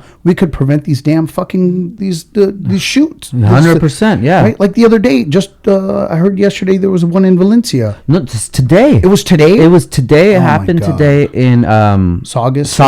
Yeah, there was a shooting over there. I think it was one kid confirmed dead, rest in peace to him. And it's just, when I was looking at that, I'm looking at all the tweets because I want to get all the updates. And every other tweet was about Trump, was about Democrats, was about Republican. I'm like, that kid he's not even old enough to fucking vote. 15-year-old kid doesn't give a shit about any of that politics stuff. Doesn't give a shit about, was I able to get this gun? Did I get a background check? He's a 15-year-old kid. I don't know where you guys are from that you're listening. It's not that hard to get a gun in California. You can know people, you can have a grandfather who has to sneak it out. That's not the problem. The problem is, why did this kid get to this point 100% where he wants to go and start killing 100 people? Fucking percent. You know what? In places where guns are illegal, it's easier to get a gun. You can get illegal guns. I know. When I was growing up, I didn't have a hard knock life or anything, but I knew people that did. Yeah. And I could literally make a phone call if I really wanted to get an illegal gun. It was easier for me to get one than a legal one. Mm-hmm. So, but the problem is it's like the mental health. It's about bullying. It's about when people mistreat people. Yeah. And they just always get stepped on. Right. And then the other thing is I don't know if you've noticed this, but like, especially now with social media big and everything, everyone's standing around videotaping other kids getting bullied. Mm-hmm. Right. Until every single kid gets suspended for videotaping that shit. And that's happening, kids. Be fucking ready. That should fucking happen because you are now being somebody who's advocating this problem instead of being somebody like you that stepped in instead of videotaping that guy going crazy and then him watching you videotape him go crazy, make him crazier. You stepped in and you said, hey, bro. And you kind of got into his perspective and you kind of let him change his mindset and his view on everything. Be like, damn. If I wasn't here, my mom, what would she do? Like, you really fucking dropped the nugget on him and that let him change his thought process. So if more people did that shit on a daily, like, we wouldn't have these shootings. Yeah. They're not happening because of guns. I mean, it could have been a knife. It could have been something else. It's happening because people are mistreating people. And the moment people stop fucking doing that, we're going to see a huge decrease in these. Definitely, man. And that's talking if that person was had no mental illness. When you put a mental illness into it, this person that is going through these problems doesn't handle problems the same way that you or I do. And and their fuse may be a lot shorter than ours is, and it's just, I see a shift though. I really see a shift in how people are treating people. And, I mean, it's going to be a long road, but I think that people are understanding that, like, the only way to change it is not to be taking away guns or changing laws or anything like that, because a lot of people don't follow the rules. Yeah. And obviously if you're shooting up a school or something, you're not following the rules. Mm-hmm. You need to get to, okay, what was the story before that happened? Because we can make up whatever narrative we want after it. Yeah. But how did it get to that point? Yep. And I'm not making any excuses for any of these kids that do that, but there's something that made that person get to that point. It's just like you guys were talking on the last podcast about Joker. Yes, exactly. And then when you fucking really like, oh shit, I haven't seen the movie yet. So by the way, thanks for fucking updating. I'm still gonna go watch it. I'm still gonna go watch it. Right? Like, it's already been out 2 months. Go fucking watch it. But the cool part about that is that conversation that you guys are having. You literally broke that same shit down. You're like, wow, when you really look at how he became what he became, it's because all the shit that he went through in his life. Yeah. And people are going through the same problems at home, and they bring that negativity into school, and then other kids are like, fuck this weirdo. Yep. Right? And then they mistreat that person versus helping them. And the thing is this, it's not just the kid's fault. It's the fucking teacher's fault too. Because if the teacher acts differently, negative towards that same kid that the kids do, it's going to fucking affect the other kids too. It's like they need to come correct as well. And I love what the teachers do and everything, But there's so much more that they can do. When they see that problem, they need to fucking do something about it right away. Versus even if they hear about something, don't be like, oh, let me just turn my shoulder. I'm just here for my paycheck or whatever. A lot of the teachers love their kids and they want them to do well. But if you have a kid like that, fucking dig into it. Try to help them out. And don't allow other kids to treat other kids that way. You know what I'm saying? Yeah. Because that's just terrible. And I hate when people do that. Because I saw it in school. I got bullied a little bit when I was younger, but not to a crazy extent, because I was always that kid that just talked to everybody and laughed and joked, Yeah. But I saw kids that got really bullied. You know what I mean? Just like, fuck, that sucks. I've bullied a couple of kids too, and I felt bad about it, and especially coming now, getting older and seeing all the stuff that's happening is just this is happening because of that. And now that they're seeing other people shooting up schools, they're just like, this is what I need to do because I'm getting treated like shit. Well, fuck you guys. Boom, boom, boom. So unfortunately it's a problem, but now that we know it's a problem, let's fucking find the right solution. Like you said, not to take away guns. That's not going to do anything. Yeah. I'm not an avid gun buyer or whatever, but I'm just like you said, I'm a problem solver. I look at that and say the problem is, like you said, before that, what happened? Not what happened after that. Not telling your stories. Not trying to use this as ban guns or no, it's not guns' fault. Not this. Fucking fix the problem. Yeah, no, and that's what I think is the biggest issue, man. And I think that if everybody looked within, that's the biggest change that they can make. Yep. No tweet, no repost, none of that shit is going to do anything as big as it's going to do within, because you might not change the world, but you can change your world. 100%. This is my world. What I'm in within this 100-mile radius of California is my world. 100%. I don't even know if Alabama exists. Yeah. You've never been there. I've never been there. Whatever happens over there, I don't know what goes on. This is my world, and I'm going to affect everybody that I come in contact with, either positive or negative. And I'm making the conscious choice of making it a positive interaction.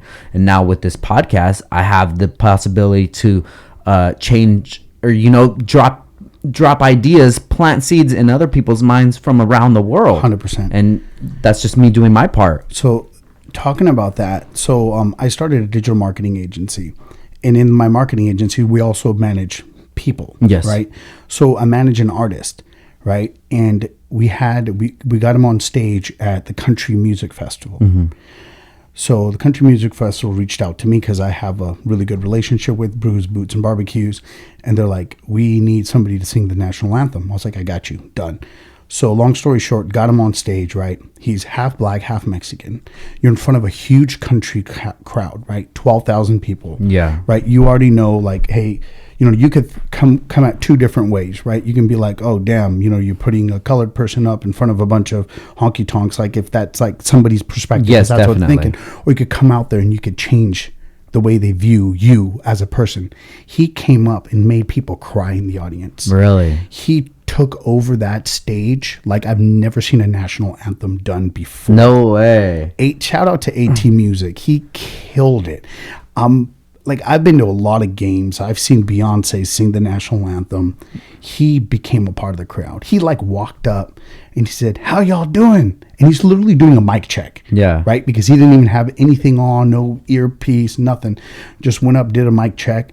How y'all doing? And nobody was it was like, hi. He's like, y'all could do better than that. Yeah. How y'all doing? And everyone's like, he's like, if you love America, I want to know how you do. And everybody started cheering. And the way that he affected those people in that crowd.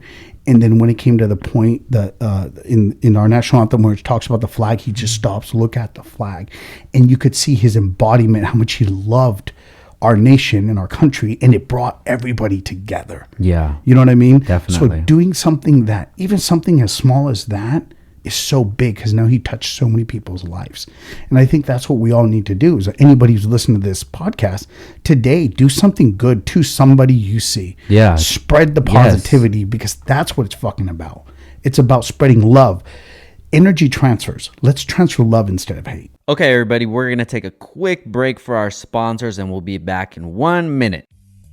Yo, what's up, fool? Make sure you check out Downstar for all of your dress-up needs. get it popping over here. We have all the keys for the K series, the B series, the transmission, the mounts, the engine, the Toro, baby. We have the hardware for the seats, for the stereo. We got it for the speakers. We got it for the lug nuts. We got it for the air valves. We got it for everything, dog.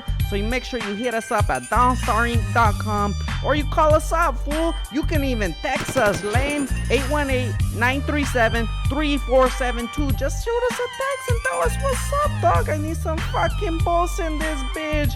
Hit us up, downstarring.com. Hey, and if you got an Instagram, slide in our fucking DM at downstar. Wait, hit up the homie, Frank_Downstar. He's the one that takes care of all the DMs. Hit that level up and shoot him a message and he'll get you all taken care of real nicely. Yeah, no, definitely, man. And I've gone through the times where I spread negativity, and negativity spreads like wildfire, 100%. you know, and it's just, it's unfortunate, and hopefully things are going to change. And I think it's just about being conscious of who you are, the kind of message you want to put out, and how you want to be represented. You know, how I want people to think of my name when it comes up. And I know in the past that it wasn't in a positive light, you know, whether you're involved in this dilemma over here, this drama or whatever. Now I realized that wasn't the path that I wanted to be on, and I'm making a conscious effort to change it. You know, and I've noticed it so much as this podcast is go on. You get feedback from people, and the message that you're putting out is being received, and that's awesome, man. And that's why I'm huge behind podcasting. Yeah. And hopefully the message just keeps getting spread further and further. You know. Yeah, hell yeah, man. I mean, I love what you're doing here, man. This is awesome.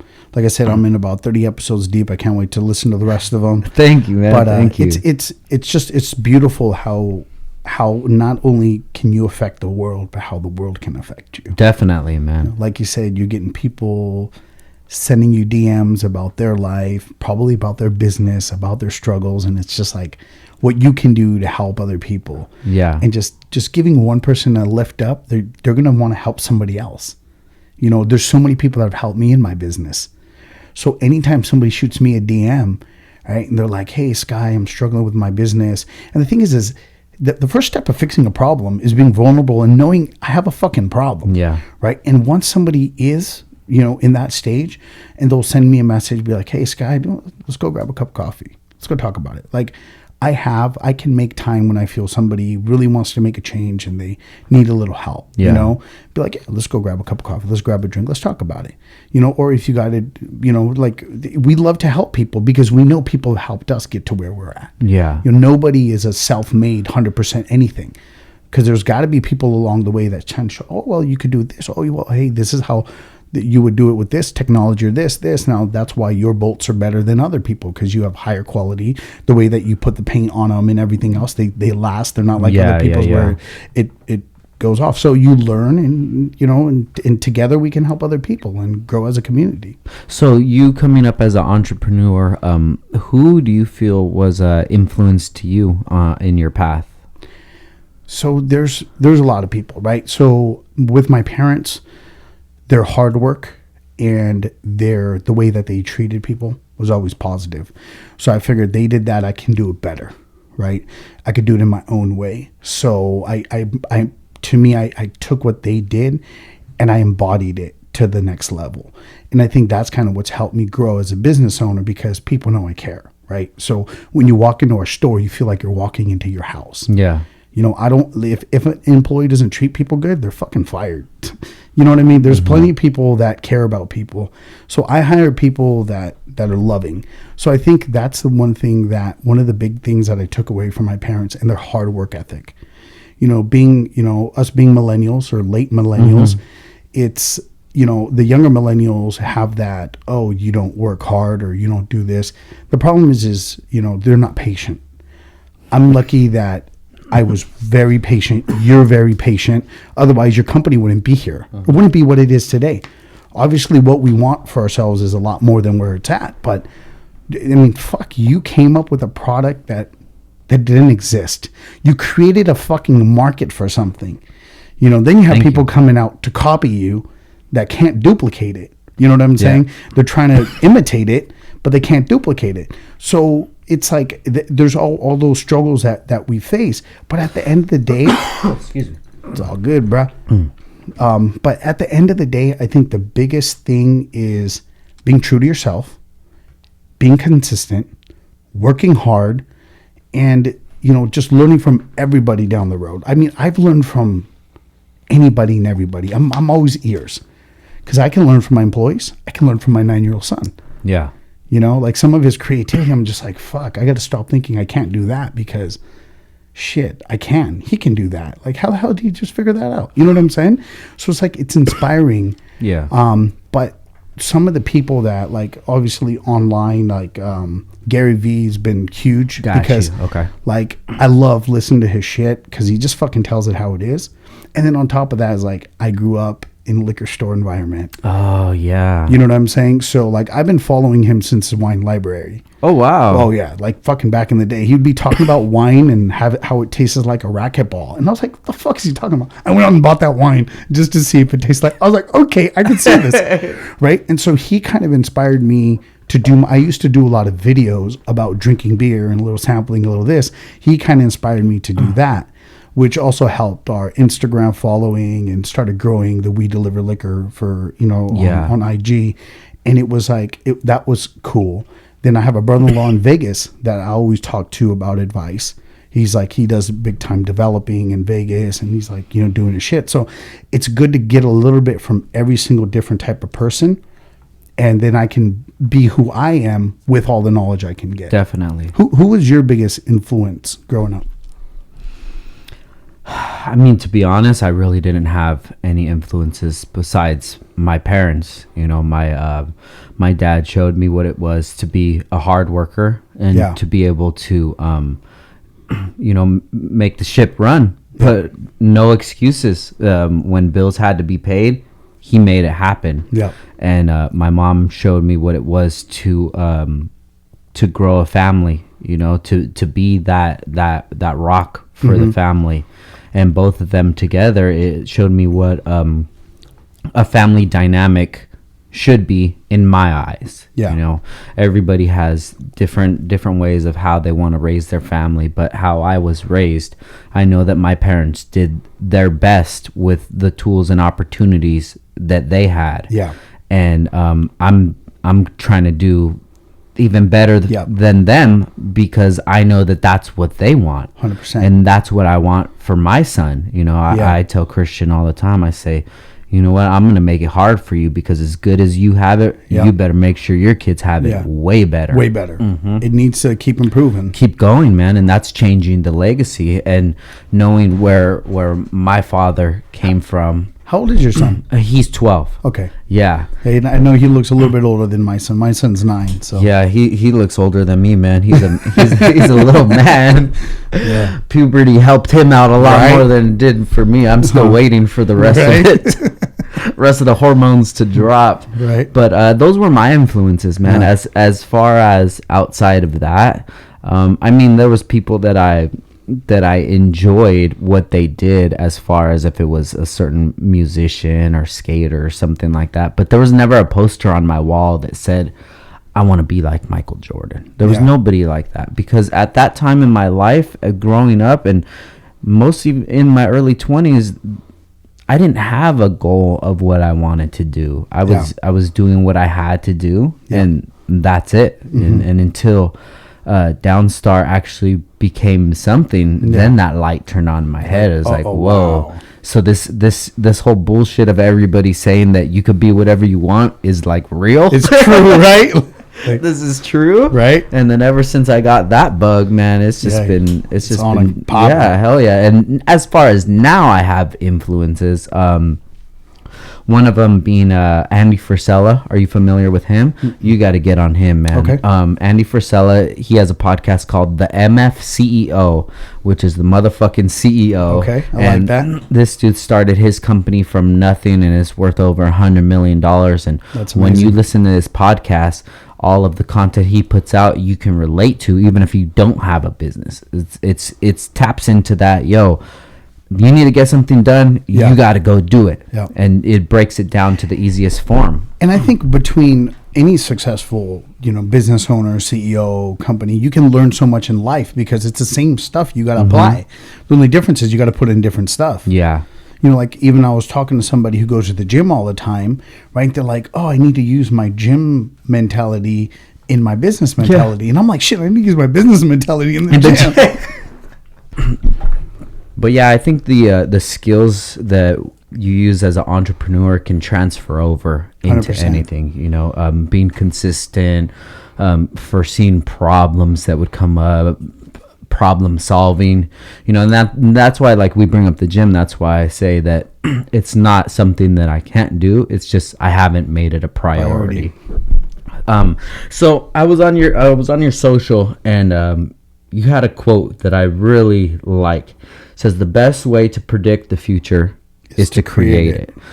So what is the future that you're going to create for yourself? What's it look like? Paint us the picture. So I mean, it sounds cliche, but I want to be able to be in a position in my life where I can give back more, like fix problems, like homeless problems, like how can they live in an ecosystem to assist them to live a better life, right, with mental help and everything else. So I would definitely love to do something like that, but to get there, I need to build myself and get to the level where I need to get at. So one of my future goals is obviously with the Bloody Cure, as we're building that up, build up the brand, and then with the property, to develop the property, to try creating more income coming in, so that I could do more. So that's really my goal, because I mean, I don't live a lavish life. I don't buy expensive stuff. Yeah, I go on a lot of trips, but I don't pay for them really. You know what I mean? Yeah. It's all off a point. So. I mean, I don't drive a fancy car. I don't, I live below my means, I don't wear expensive clothes. I'm not into designer stuff. Yeah. You know what I'm saying? Yeah, So it's just, yeah. I'm a simple guy. I love people. I spend more money drinking and having lunches and dinner with family and friends. To me, it's all about good quality time with good quality people. And now what I'm doing a lot is like sitting down with people like you, talking and picking each other's brains and learning from each other. And it's fucking beautiful. So, I mean, I want to just keep growing myself as a person. I want to be impactful to our community. I love our community. So I want to do as much as I can to help our local community first. But, for us to help others, we have to help ourselves. Yeah. Right. So, adjusting my priorities is something I want to work on. I want to be able to be like, hey, this is my fucking priority. I got to make sure that I do this consistently every goddamn day, just so that I can get where I need to get quicker. Yeah. Because, that, like we talked earlier, is like we get comfortable and we're just like, all right, we're good. And then it's like, then you think like a week later, you're like, what did I do this whole week to work towards my goal that I had? I haven't done anything. And you might be like, oh, well, that goal is like for 5 years. But then we got to break it down to a 4-year, 3-year, 2-year, 1 year, 6 month, a weekly goal. So now, and I know I need to do it. I know what I need to do, but, we have to put in that work every single day and be consistent. And, shout out to you, man. How the hell have you been so consistent, not even just for your business, but the podcast? Like, to me, that's like crazy, because you're at 117 already. We started September 15th or 16th, 2018. So it's barely over a year. I know. That's what's crazy. Like, people put it like 12 episodes in a year, and I just enjoy it, I think. Yeah. I think that what it is I'm not doing it for financial gain. Yeah. And I enjoy it. So both of those things are a recipe for success. 100%. The business aspect of it, it'll come. Yeah. It's no problem. Yeah. Somebody listening to this has a CBD company and they want to sponsor every episode. Holla. It's coming, right? But like I said, is I'm gaining knowledge, and it hasn't always been where I've respected knowledge or conversation with people. Yeah. It's only been as of late, and where I've realized the benefit that it can do for me, hearing all of these different stories, people from different parts of the world, different struggles that they've gone through. I always try to put it into perspective of my own life. I really didn't go through much big struggles. I feel like Downstar was an easy build for me. I never had to eat cup of noodles or anything like that. And I sometimes I just hear other people's stories. I'm like, damn, if that person went through all that and they're where they're at, and I didn't have to go through that, I should be bigger than I am now. You know, so when you say about doing the podcast and stuff, I still feel lazy. Every day I wake up, I'm like, damn, I could have done more. Yeah. You know, but from the outside person looking in, they think that I have so much stuff going on. But to me, you condition yourself. I agree. You know? So how do you not let yourself feel guilty, or how do you not let yourself be so hard on yourself? You know what? Sometimes I'm really hard on myself, like internally. Like when I came back from Bali, I was just killing it. I was on fire. I was doing all this stuff. Then I went through like this little slump, and I'm like, what is going on? Like, why am I not getting all the things I need to get done? And it's not like I'm not getting, like, I have so much on my plate, right? So I can't use an excuse. I have so much shit to do, right? Because I decided, right, to put that shit on my plate. Now I gotta fucking eat. You know what I'm saying? Mm-hmm. So I think the biggest problem is like just being realistic with yourself and your time, and setting deadlines of everything and just fucking doing it. When I don't do that, when I don't set deadlines and times, I'll get mad at myself and be like, what the fuck are you doing? And it goes all back to getting comfortable. So I'm a little hard on myself, probably not as hard as I think I should be on myself. Yeah. Because sometimes I'm just like, well, you know what? My family has it good. You know what I'm saying? Like, I have it good. And yeah, I'm doing this. And in between, so let me give you a good example. With the Bloody Cure, there was so much more shit I should have done in that downtime. Yeah. And I could have got that shit up 6 months ago, but it was me blaming the fucking world that it's all your fault. Yeah. It's that person's fault. It's that person's. No, the whole fucking problems in my life are 100% my fault. You know what I'm saying? Taking responsibility of every fucking thing. It's not that like, hey, you're blaming yourself, but you're doing it to fucking better yourself. Mm-hmm. Because if you don't take ownership of the problems, you're not going to fucking come up with a solution. I'm great at coming up with solutions once I believe it's a fucking problem. Yeah. Right? But when I just blame the world and say, well, you didn't make the product. Well, this didn't happen. That didn't happen. Well, what can I do? Well, really, what I did over the last 2 months, I should have done 6 months ago. Right? It only took me maybe 2 to 3 months from the process of not having a product to having a product. Yeah. Right? Back in the market. About 3 months. If I did that fucking 6 months ago or a year ago, I would have only been out of business for 3 months. Yeah. With the Bloody Cure versus being out for a year. So I feel like I'm not as hard on myself as much as I should be. Yeah. Because I'm happy. I'm always a happy guy. Like, I don't give a fuck. I have a smile on my face because I have so much to be grateful for. I'm in fucking United States of America. I've traveled the world and I see how people live. I see how hard people work. Even in Hawaii, we're asking people, hey, don't you love living here by the beach, go all the time? And guess what their answer was? We never go to the beach. And we're like, wait a minute, it's right there. Well, what do we do in Ventura? We never go to the Ventura Oxnard. We're not at the beach, you know? And we live in River Park. We can go to Oxnard Beach. We can go to Ventura Beach. It's right there. We don't go enough.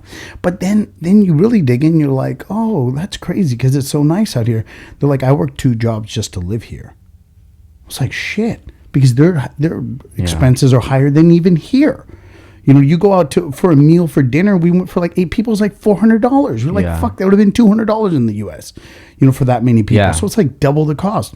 And on top of that, when I went to Bali, these people, they live. There's 25 people living in a studio apartment just to get by, and they're grateful and they got a smile on their face. That makes you really fucking think God damn. You know what I mean? You can be grateful living that life.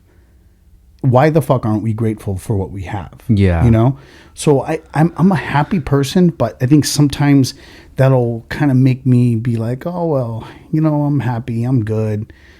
And then you lose sight of what your goals are. Yeah. And if you do that, you can kind of, you slow down.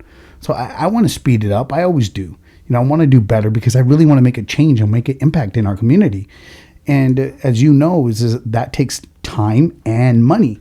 And if we don't build our dreams big enough to be able to accomplish those other dreams, it's not going to happen. Yeah, no, I totally resonate with you when you say about taking responsibility. Yeah.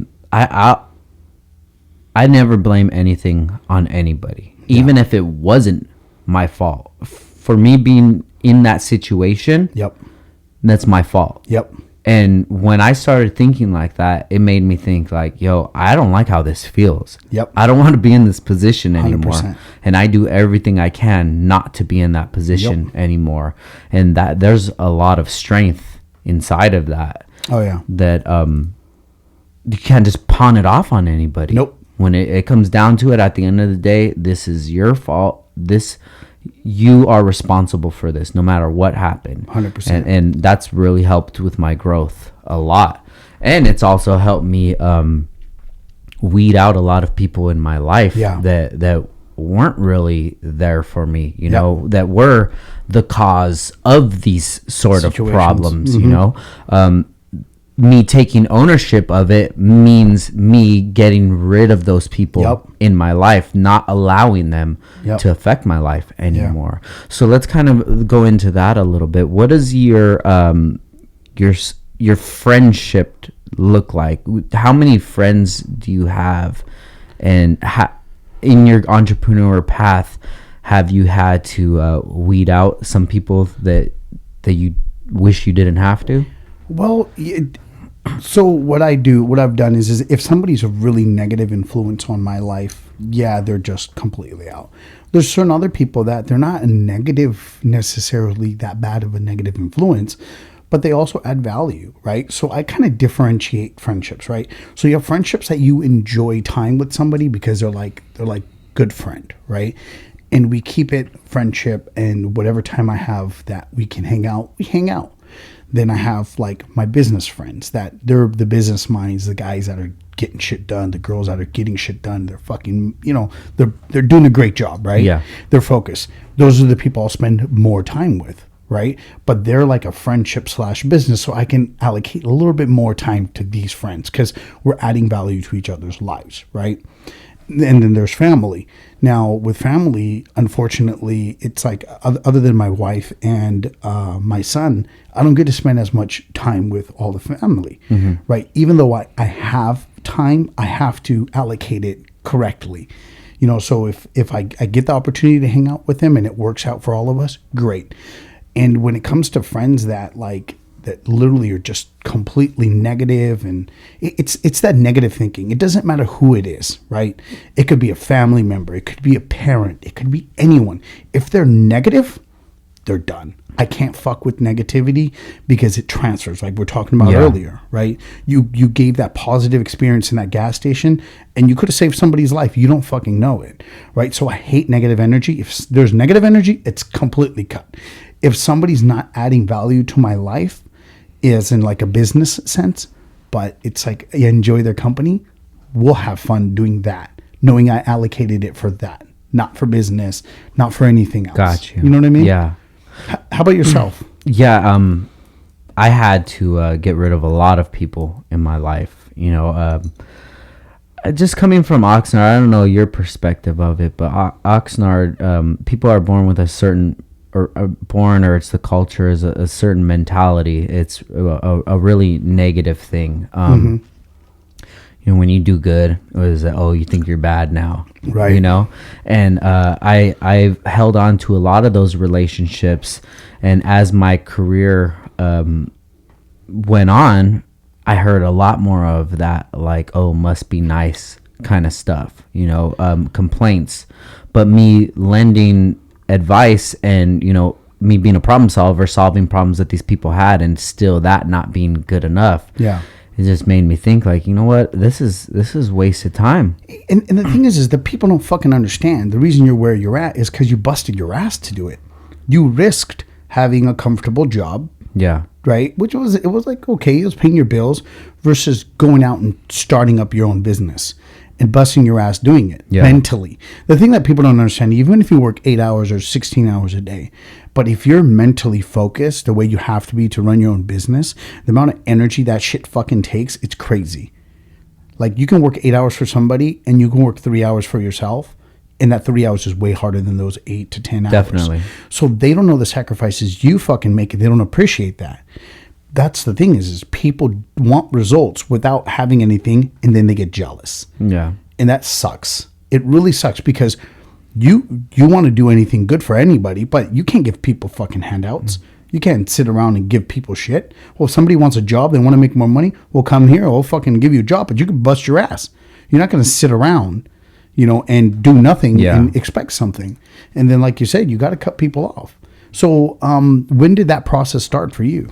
To be honest, it's been going on, and just my wife is really good at it. She can realize people's intentions and who they are. Something about the wives, huh? Something, man. So and sometimes I would make excuses for these people. Yep. But the more I started to listen to her and take her input on things, the more I've realized a lot of people didn't have the same love for me that I had for them. Yeah. And I think most of it came to a head last year. A lot of things in my personal life and in my career wise, I came to the realization that, people are around when things are good and people aren't going to be around when things aren't good. 100%. And the people that are around when things aren't good, those are the people that you need to give more attention to.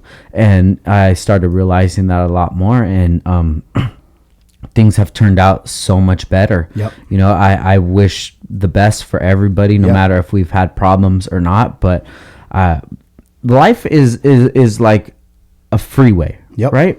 We're not on the same lane right now. You're on a back road or something, which is cool. Hopefully one day you jump on the freeway and we're next to each other. Yeah.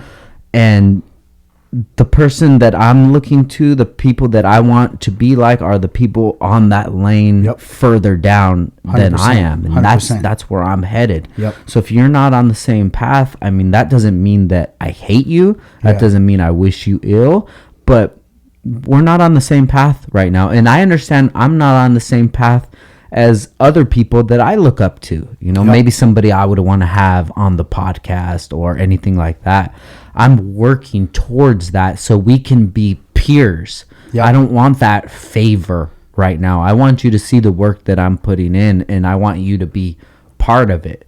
And I wish that other people would have showed me that same thing. I see the path that you're on. This is what I want to work towards. Yeah. Instead of looking at it in a negative light, like, oh yeah, it must be nice for you. You just went over here and did that or did this. And it's like, no, we're not on the same path right now. So I wish you the best, but we got to separate from here. And it's funny you say that. My brother-in-law, I was having a conversation. I always have conversations with him. I try to call him at least, every 2 weeks to every month. And he talks about his circle of friends.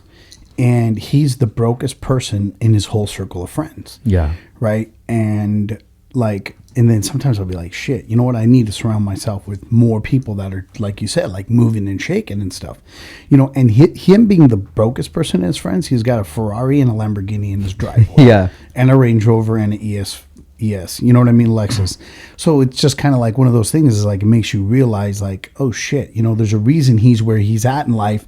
It's because he's going to learn from people that have done it, like you said, that are ahead of you. Yeah. So it's great to do that. And it's great to be with people that are right there in the lanes with you because you're learning from each other. And then you have other influencers that are like, they're fucking like killing it. Like, I got a buddy of mine, he does $70 million of business a year. Yeah. So I'm trying to pick his brain every second I got. You know what I mean? I'm like, okay, well, how'd you do this? How'd you do that? You know what I mean? I'm like a sponge. I'm just like, let me learn. So I've been trying to do that myself, is surrounding myself with people like that, because then all of a sudden your goals become bigger too. Yeah. And then you start realizing that your goals can be accomplished. If I want to be a billionaire by the time I'm 50 years old, okay, it can happen, but now I need to do what these people did to get there, versus when you're hanging out with people that aren't as accomplished and their lifestyle is just kind of like, yo, I just made 5 G's this month and I just dropped 5 G's this month. You start feeling a little, it's a different mindset. Yeah. So surrounding yourself with the people with the right energy to get where you need to go is definitely what we all need to do. Yeah, and it's definitely energy. I focus on that a lot. And if I spend time with somebody and we're not we're not benefiting from each other's company, then we don't have any time being next to each other. And 100%. that's not about making money or business moves or anything like that. If you're not telling me something that I didn't know, or I'm not telling you something that you didn't know, Yep. and if more complaining is going on than 100%. anything, I'm in the wrong place. Yeah. But if I can be with somebody who, doesn't even have a job, but I sit with them and they have a deep conversation Yeah. with me, I'm like, okay, cool. Right. I'm gonna hang out with this person Yeah. again because they're sparking something in my mind that business or money doesn't spark. Yep. This is a different way of thinking about things. 100%. And it's just, I think it's just growing older and maturing and just trying to figure out this space that I'm in, because I never knew anybody that had their own business when I was growing up. Yeah. Like right now, I'm just figuring it out. Yeah. I see somebody that in a space that I want to be in, and I try to break it down. Like, okay, how did that person get to where they're at? Even with the podcast stuff, you know, how did they have a studio? How much did that cost? What is it? And when somebody actually broke it down to me, like you were saying with the goals, 5 year, 4 year, 3 year, 1 year, 6 months, when they broke it down to me, like, oh, it's just $2,000. You got to buy the equipment, upload it to SoundCloud or whatever. And then I'm like, oh, I can do that. Yeah. That's not hard. I can do that. And I think the other problem that a lot of us have, we look at a problem and we see a whole fucking problem, right? We need to say, okay, what are all the problems, right? What's the first step I need to do it? It's just like fucking when you wake up in the morning. If we want to go to the gym, what we got to do is at night, make sure our gym bag's packed, our shoes are there, right? Our toothbrush is ready. Fucking put the goddamn just put the goddamn toothbrush on it, right?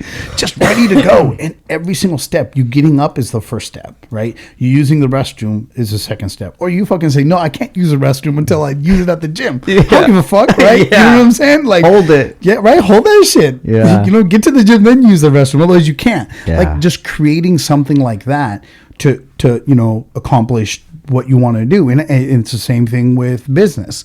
You know, when there's a big problem, you just can't just say, fuck, this is a big problem. You got to say, what's the first thing I need to do to fix it? Next. Make a priority list of what's most important. Just hit it. And all of a sudden, that big problem became one small problem after the other. Exactly. And small problems we could handle. Yeah, you know? Exactly. So speaking about, you know, getting up, going to the gym and stuff, what does your morning routine or your daily routine look like? So I used to, like, just like a month ago, be going to the gym in the morning. Okay. So I usually try to get to the gym between 5 and 6 in the morning, especially because my son goes to school around 8 o'clock. So I like to be back, take him to school, and then either go to the shop or work out of my home office or meetings or whatnot. So normally I try to get to the gym in the morning, and haven't been doing that lately. So I've been skipping it because if I start my day off at 7, I'm not going to be in the gym. Yeah. Right. And the problem is you know, I used to be doing 5-6 hours of sleep a night. I fucking can't do that anymore. Like, I used to be like 5 hours. I'm fucking good. I'm golden.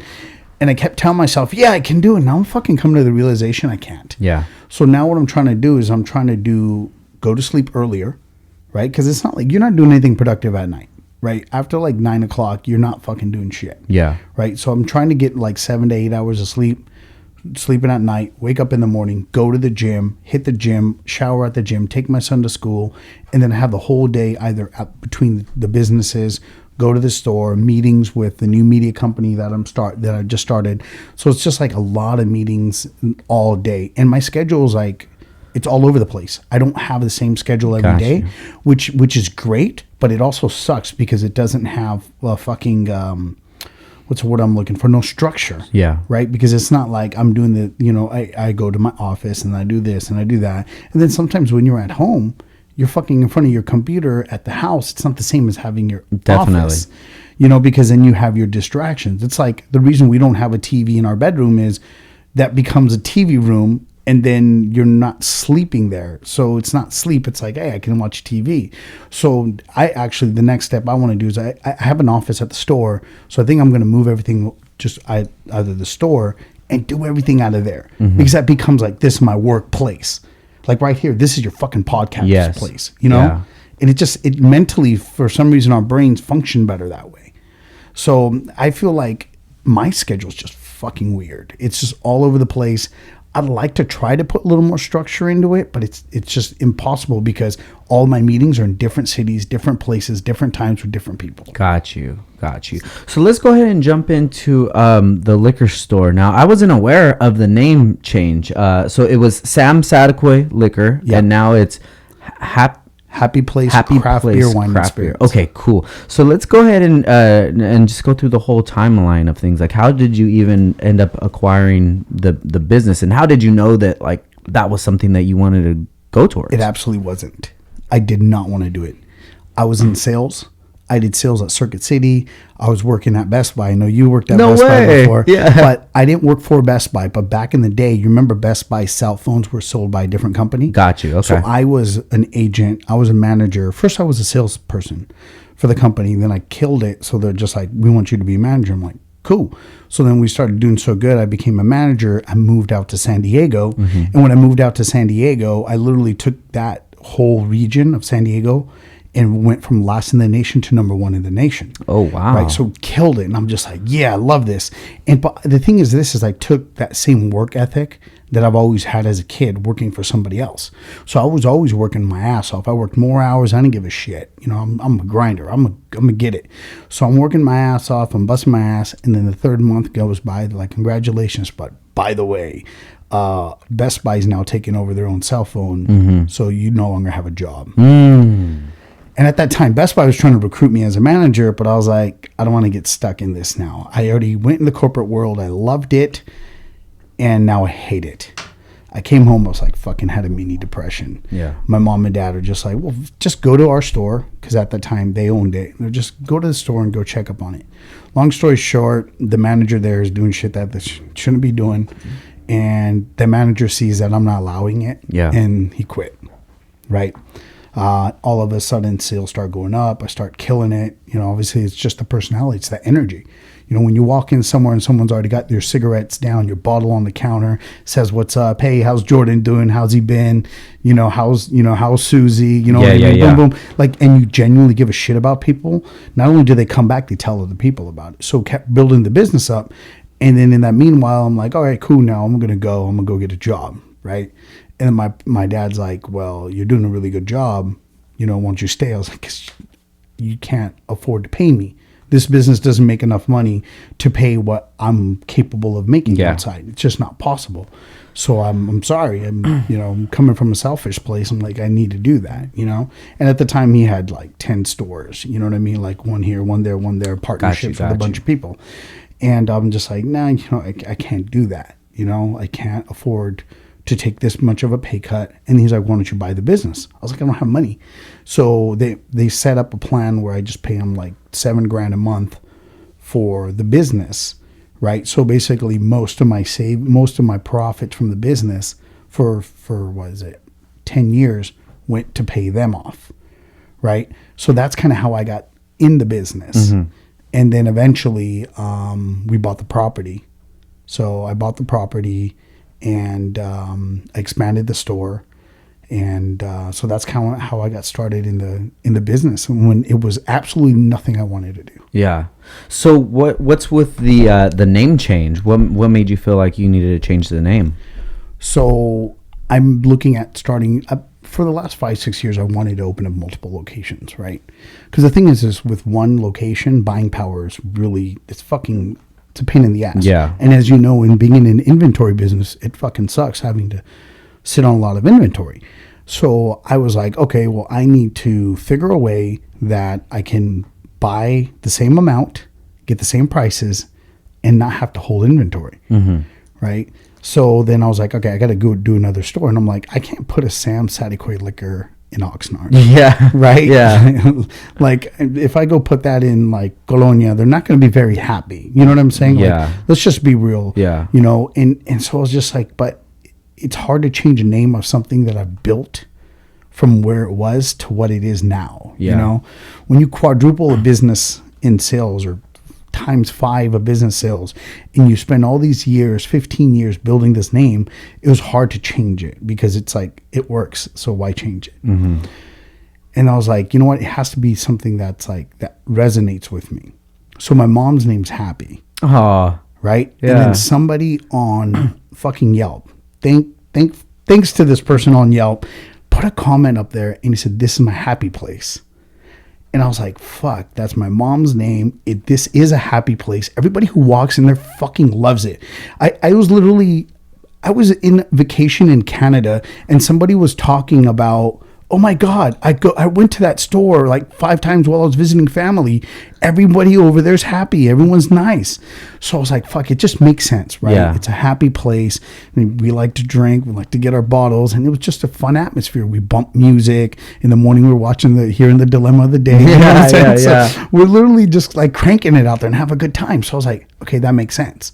It just felt right. And now if I put a happy place somewhere else, I can do it anywhere. Yeah. Because I'm looking at it as a brand, not just a one single location. Yeah. If I was only going to have one single location, I would just stuck with what I had and it would have been fine.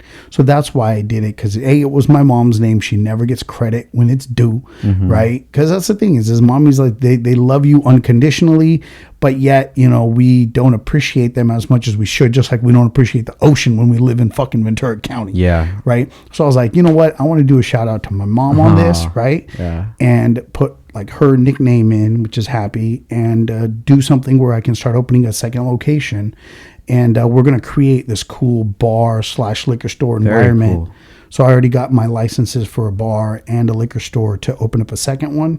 So now we're just looking for locations right now. Where are you thinking? Where would you want to have a location? Oxnard? This is my number one choice. Got you. I'd love to go in Oxnard. I live in Oxnard too now, in River Park. So, I'd like to do something in Oxnard. And a lot of our customers come from Oxnard too. So it kind of shows me that there is a huge demand for what we've created with a craft beer selection. Have you ever been in there, by the way? No, I haven't. I want to come by one of these days, but I actually haven't drank since 2010. Oh, wow. Yeah. Okay. Yeah, I thought you didn't drink. Normally, I would have brought a beer or something for us to drink. And normally, they always have alcohol.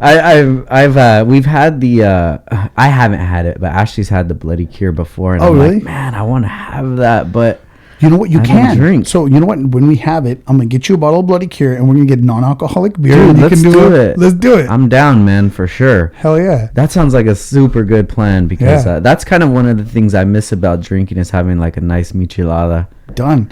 Right. You know what? I'm at one of the first bottles that comes up. Me, you, and Mom are gonna hang out. We're gonna have our alcohol ones. We'll get you like 0%. Just don't switch them up because you don't want to see drunk Frank. Let's Frank the Tank, bro.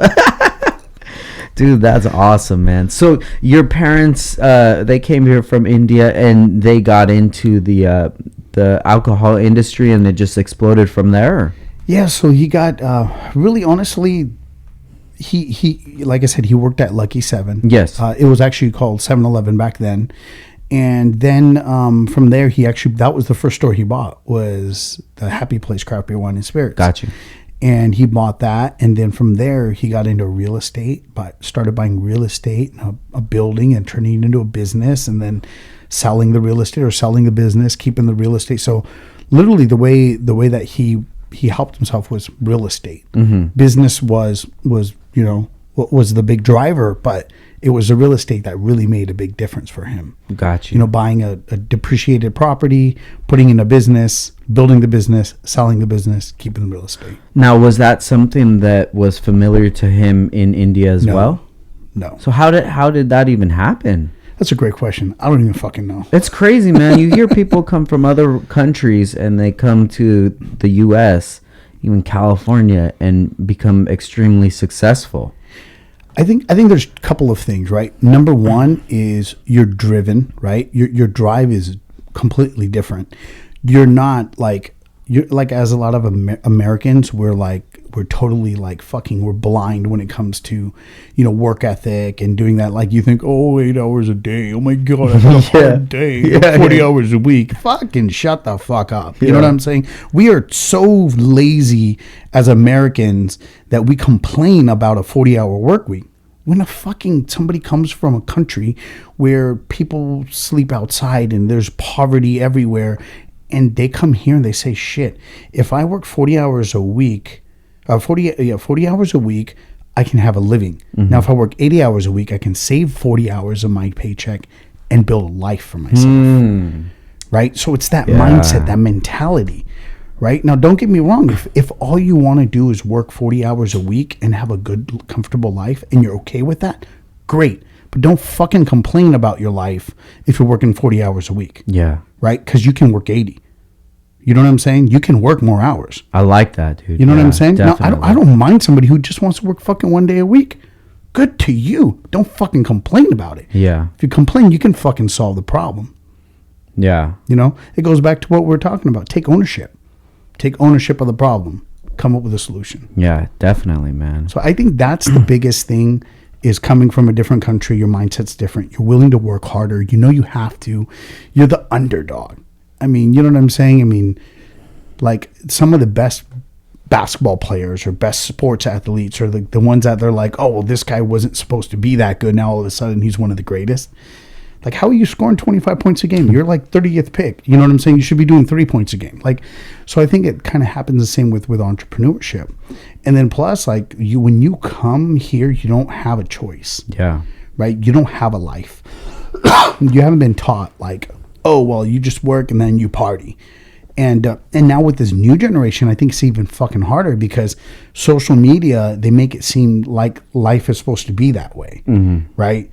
And half of these business owners and half of these guys that are like flashing shit, half the shit they're flashing is not even fucking theirs. You know what I'm saying? So it's having a different impact on our community coming in. We're in India or third world countries. Like I told you, I was in Bali and these guys worked their ass off. He was our tour guide.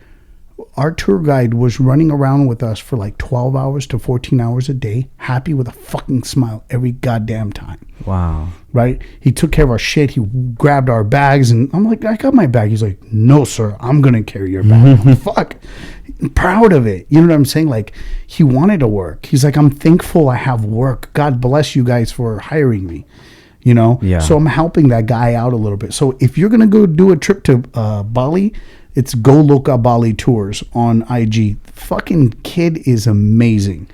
But like, it's just that drive that they have. And you put them in a country that has, like, you can make way more money, they go crazy. Yeah. That's awesome, man. Now, speaking of travel, I did see that you were in, I don't know how long ago was it, but you were in the UK for a Sikh wedding. Yeah. So tell me a little bit about that, man, because I have a buddy that lives in the UK, and my buddy Dav, and he's Sikh as well, and, cool. and he told me a little bit about it, and it was very interesting, man. Sikh weddings are very interesting.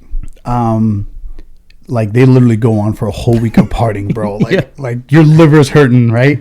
So when I got married, the fucking crazy part is I got married and then my cousin got married the next week. So everybody's liver was definitely needed a fucking check. You know, we had the emergency lights on and everything. We're all fucked up. But the way it works is it's just like fucking nonstop partying. There's like 4 or 5 different events. So every night leading up to the wedding, there's a party. And for ours, it was like one of the first weddings in both of our sides. Okay. So it was crazy. I had family all over the world travel down here. Yeah. We couldn't even find a venue big enough out here, so we had to rent out the LAX Hilton because that's how many people that we had. How many people? Bro, we were supposed to have 500. We had 800 people at a reception. I don't even know 800 people. Bro, I didn't know fucking anybody who was there, man. I knew like 100 people, right? And then like 700 people were walking by, grabbing me by the cheeks. Do you remember me? I'm like, well, obviously not, because you're acting the same way I saw you 30 years ago. You know what I mean? So like, we had people, we had no idea who the fuck they were, but it was amazing. It was great. If I look at it now, it was like, that was a stupid investment. Like, I literally could have bought house cash, you know, with the money that all the parents spent. Mm-hmm. And, you know, I probably only dropped like 40 grand on it, but they dropped like fucking $250,000. Yeah. It's like fucking nuts. So Sikh weddings are fun, but it's almost kind of like you're outdoing each other. Like, oh, well, fucking the parents are like, oh, well, this person did it here. No, we got to do it here, or we have to at least do it. So there's a lot of ego involved. So they try to make it like fantastic, like, but they're fun as fuck. But man, if your kid gets married into a Sikh family, man, watch out. But be ready to party, man. Yeah. We'll have your non-alcoholic micheladas ready for you. There you go. So are you Sikh? Yeah. Okay. So what is the significance of the bracelet? So this is basically like our cross in a way, right? But what our religion is Sikh means is like you're a student of God, right? To be a Sikh is you just believe in God. If you believe in God, you're a Sikh, right? I'm not a very religious person. I'm more just like karma. I love people. I just want people to do good. So I'm not religious at all whatsoever. Obviously, in our religion, like once you're baptized, you keep your long beard. You don't cut your hair. You don't drink. You don't eat meat. And I do all of the above. I'm just happy that they haven't exiled me or something. Got you. Yeah, that was one thing that I noticed a lot when I was in London. That there was a lot of Indian people there, and I wasn't expecting that because that's not what you see when you see London. It's like tea and crumpets and things like that. Well, see, the one thing is if you go back to the history of India, we were conquered by the British. Right. So at that point, there was a lot of people that eventually went to Britain and blah, blah, blah. So it started from back in the day. And also Britain's like half the way here. Right. So when your family is fairly wealthy or good enough where you can borrow enough money to get out of India for better opportunity, that was one of the places a lot of people went, Yeah. So there's a lot of Indian community. There's a couple of communities just like all Indians there. Like you know how they have like little Italy. Yeah, little this, little that. Like there's big India there. Yeah, it was very interesting for me, man. I enjoyed it because it was like a different culture that I've never experienced before. Yeah. And then when he started telling me about being a Sikh and the things that I represent, I'm like, man, that's really cool. Yeah. That's awesome, man. So how much do you embrace your Indian culture here in California? So I'm fluent with the language, fairly fluent as you can be without, English is my first language. But in the household, me and my mom spoke Punjabi. Okay. Me and my father spoke English. So it's more cultural, not religious. Because I'm not very religious. I'm respectful to the religion, but I'm just more like, if anything, I'm more like almost kind of Buddhist in a way. You know what I mean? Karma, like just love everybody. Yeah. I don't look at anybody and say, your religion's this, your religion's that. I just like love. That's it. Karma. Yeah. Be good to people. But when it comes to culture, I love the music. I love the dance. I love the partying. I love, a lot of the stuff. No, the non-religious stuff I'm really attached to. My parents are like on both sides. My mom's both. My dad's more religious. Gotcha. He writes religious books and does all kinds of stuff. But, I think it's funny though, because in a lot of families, when you have somebody who's super religious or like really like kind of like writes books about religion or does that, it seems like the kids are kind of like not religious. Yeah. So I don't know. Like to me, I feel like I can pray in my own place and I can just say, thank the God. Whatever. You know what I mean? Thank the God and just be a good human being. What about food wise? Oh, I love Indian food. Really? Bro, in UK, did you have any Indian food out there? I had like the Nando's, like peri peri chicken, but I think that's more like South African, if I'm not mistaken. Well, Nando's is they're kind of they make everything over there. Yeah, but I would love it, man. Yeah, I would love to have you know what? When my mom's in town, I'm gonna have you over for dinner. Man, that would be awesome. Because honestly, it's like everyone always asks me. The next question you're probably gonna ask me: where do you go to eat Indian food? Right? My mama's kitchen. There you go. Like she kills it. But the crazy part is just like in the Spanish culture, because I have friends, right? And certain friends' parents make a really bomb like quesadilla. One makes a really bomb empanada. You know what I mean? Like whatever it is everyone has their own thing. Same thing with the Indian cultures. Like my mom's really good at making like chicken tikka masala, and then my aunt's really good at making this specific curry. So it's like if I want a really good feast, I just gotta like call all of them over and be like, hey, all of y'all are coming over and you're cooking this. It's a potluck. Yeah. But definitely, man, I'd love for you. Do you like spicy food? Yeah, definitely. Oh, awesome. You're gonna fucking love this shit, man. Very cool, man. I would love it. It's like when I eat my like Mexican food, I got like tapatio and jalapenos and you know what I'm saying? What's your Mexican spot around here? There's a lot that I like. A good friend of mine, Diego, owns Mom and Pop's Tacos. Yeah, shout out to Diego, man. Yeah, that's the boy. So I always end up going over there, and then every once in a while I'll be at his house, and his parents like cook me up some bomb ass food. Now, do they have an actual location? So I don't know if I could say this, but they have a location coming soon. Sick. We'll just say that. So follow Mom and Pop's Tacos. There you go. But yeah, they're that's like my go-to spot because the way they know how I like it. So what I get from them is I get a quesadilla and I put all of their hot sauces in it. I put double meat. I put pastor and asada. Oh, okay. So I mix it all up. So it's just called Sky's Way. Oh, shit. So a lot of people now go over there and be like, oh, let me get a Sky's Way quesadilla. Sick. So I really like that one in particular. That's my favorite. So I always go back there. I mean, every once in a while I'll be at Limoni's Hall because it's downtown Ventura. It's nice, and my boy owns it. Yeah. I'll go to Cabo in Oxnard. Gotcha. Obviously TDM, the little burritos and shit. Those are bomb. But those are kind of the spots. How about you? Let me ask you. What's your favorite?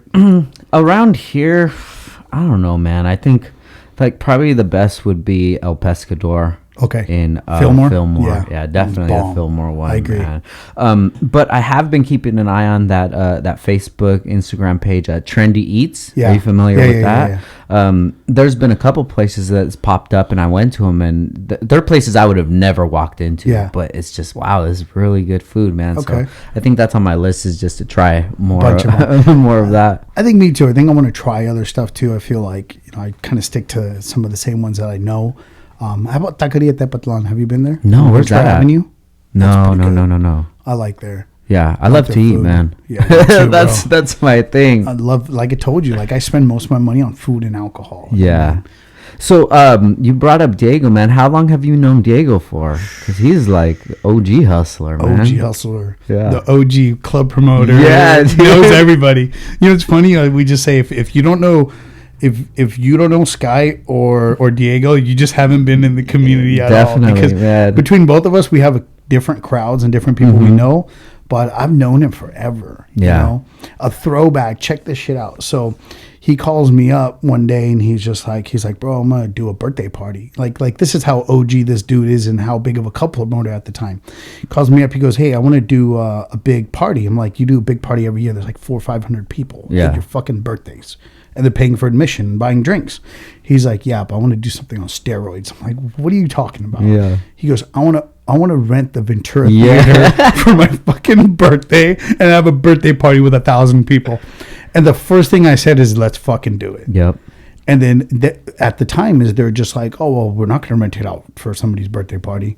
And then I went over there and I was talking to them. They were talking. They're like, oh, shit, you're involved too? We're okay. All right. We're going to do this. And we're like, he did 500 people on his last birthday. Mm-hmm. Long story short, we ended up getting Pepsi, Rockstar sponsored it. Got like 4 or 5 sponsors for this shit. You know how they don't even have like a sit down area? Yeah. We actually had Rolling Rich Car Club. Yeah. Fucking upholster some seats that I got created by one of my handymans. Yeah. And fucking we had like VIP seating areas and we sold those areas for like $1,000 each. That was what, 2012, 2011? Yeah. I remember. I was there. You were? Yeah. Oh, dope. That's crazy. We probably passed cross paths a lot and never really knew it. Yeah, no, your name's definitely come up in the past, but it was never. I didn't do all the shit that they said I did. Yeah. They're over exaggerating, bro. I didn't do it. It wasn't me. It's really cool that we finally actually get to sit down, man. And that's one thing about podcasting, dude, is that you're just like locked in. Phones are down, and 100%. you just get to know who the person is. Right? I think we just need to do this with our friends. Like, you know what I'm saying? Like you said, is like half the time you're in a room, everyone's on their fucking phone. Yeah. Right? And now you're actually being able to get into detailed, deep conversation about life, about business, about everything. You know, and the fucking crazy part is this is the first time we've actually officially met. Yeah, right? It doesn't feel that way, though. Yeah, no. You know what I mean? Yeah, That definitely, is dope. dude. This is an awesome conversation, man. I thank you for coming, Sky. For real, thanks for having me. Yeah, man. definitely. Thanks for doing what you're doing. This is awesome, bro. Thank you so much, man. And it's just it's awesome because of the people I have involved in it. You know, I wouldn't be able to have these conversations if people didn't come in with an open mind, if they didn't come in vulnerable and willing to talk about things. You know, 100%. And I think my job as a host is to ask the right questions and to make people feel comfortable and welcomed here. 100%. And that's by the way, comfortable. These seats are so goddamn comfortable. Like, I need to fucking pick some of these up. Thank you, Shit, dude. bro. Yeah, you know Oxnard, everybody has the hookup. I got these on the homie hookup, dude. Oh, snap. If you need to get some though, let me know, man. I got the plug on them. These are awesome. Yeah, if I would have paid retail for them, I definitely wouldn't have these here. No way. But my wife, she bought me this one for Christmas last year, which was awesome, man. You know, those are those gifts that are kind of like, it's not a lot of money and it's not something fancy, but it has meaning to it. Yeah, 100%. And she saw that, so that was in December. I started in September. So she knew that in those few months that she could see the passion. And she's like, you know, I don't want to get you a 100%. nice chair. So she got this one for me. Yo, wifey, are you listening? I need these chairs. So then my cousin, he came and he actually seen the chairs. He's like, oh yeah, I got a hookup on those. Yeah. I said, all right, cool. So we got it one here and then we have the two in the room over there. So yeah, if you need They're some so chairs, comfortable. man. I was just thinking, I was like, how can somebody sit? Because I see your podcast, right, compared to most people end at like 50 minutes, 45 minutes, and yours will go on for 2 hours. I'm like, how the fuck are you going to sit in a seat for 2 hours? I'm like, I can see. Yeah. This shit's comfortable. No, definitely. And when you take the headphones off, you feel like you just landed, bro. Right? It's like, where did First we just class go? too, man. Yeah, man, but it's I look forward to building this relationship with you, man. There's not a lot of people around here that have that same energy as you, and I'm trying to find everybody around here that I can work with, and I'm excited that we have the same kind of opportunities, we have the same kind of vulnerabilities, and we've gone through the same sort of things, and just 100%. figuring a way that you've been able to navigate it through it, or I have, and just to mesh it all together. You know what I want to do is build some sort of like a network, like a mixer, you know, where we can meet up every month or so, or something like that, you know. Let's do it. You know what, I'm actually involved with a bunch of different people that are thinking the same exact way, which is beautiful. So let's do it, dude. Definitely. This Thursday there's an event. I want you to come out. Okay. Yeah, if you're free. And it's actually a good friend of mine. Her name is Christina Brophy. Okay. She does the Women Empowerment Expo. And she does all these cool mixers. And like, you get to meet all like-minded people. And we're going to meet people we can help. There's people there that can help us. It's just a cool network. And even I was talking to Mambo and Bear, you know, Bear, right? And there's like, we did this little thing at Fluid State, you know. Shout out to Fluid State for hosting our event. But like, we did this amazing little mixer, customer and employees, and we just had fun and had a bunch of friends there. And it was just nice because like, people get to network that never would have, and, you know, find other opportunities. So that was really cool. Yeah, I think one of my biggest struggles in growth is having people around that I can motivate, that can motivate me, and that we could just lean on each other. 100%. You know, because like I said, I didn't know anybody that owned a business while growing up, and all of these struggles that I'm going through, this is like first generation. 100%. So I'm trying to figure it all out so I could pass those gems down to my son. 100%. So he has a little more tools in his bag than I did. Talking about owning a business, if anybody knows a CBD owner of a company, tag them in this, share this with them, and let them know they need to fucking sponsor this goddamn show.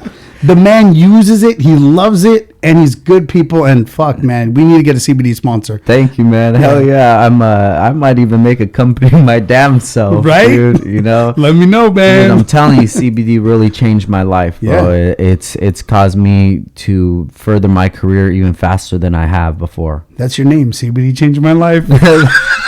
That's it. CBDchangedmylife.com, baby. Guy, thank you so much for stopping by, bro. Hey, thanks for having me, bro. I had a blast. Of course. So before we get out of here, can you let everybody know where to follow you and see where you're going in the future? Yeah, so if you're on Instagram, skysunner.com, SKYSUNNER.com. You could go to Skysunner or Skysunner at Instagram. And then the website. Or even skysunner.com or itsyourboysky.com. I have all those domain domain names, and they just kind of redirect you to all of my socials and everything. So it's pretty basic. It's a cool little site. You should go check it out for a lot of people. Yeah, it directs me to the website for my podcast. Everything will be on there. So yeah, check it out, man. All right, cool, man. And I'm looking forward to being on Sippin' with Sky, man. Let's do it, bro. I'm excited. We're gonna do the michelada, the non-alcoholic michelada. Hey, who knows? I might start drinking again. Let's party. Frank the Tank's back. Oh, fuck everything. Fuck another thing Sky did wrong, huh? Oh man, guys, make sure you check out Sky. And if you're listening to this episode and you have some feedback on it, you can always leave us a voicemail or shoot us a text at 818-937-3470. This is a way for us to interact with our listeners and to get feedback from. And I appreciate it, man. I appreciate all you guys. Sky, I appreciate you being here, man. This was an awesome conversation. For having me. And thank you guys all for listening. Once again, this is Downtime with Downstar, episode 117, and we out. Peace. Yee.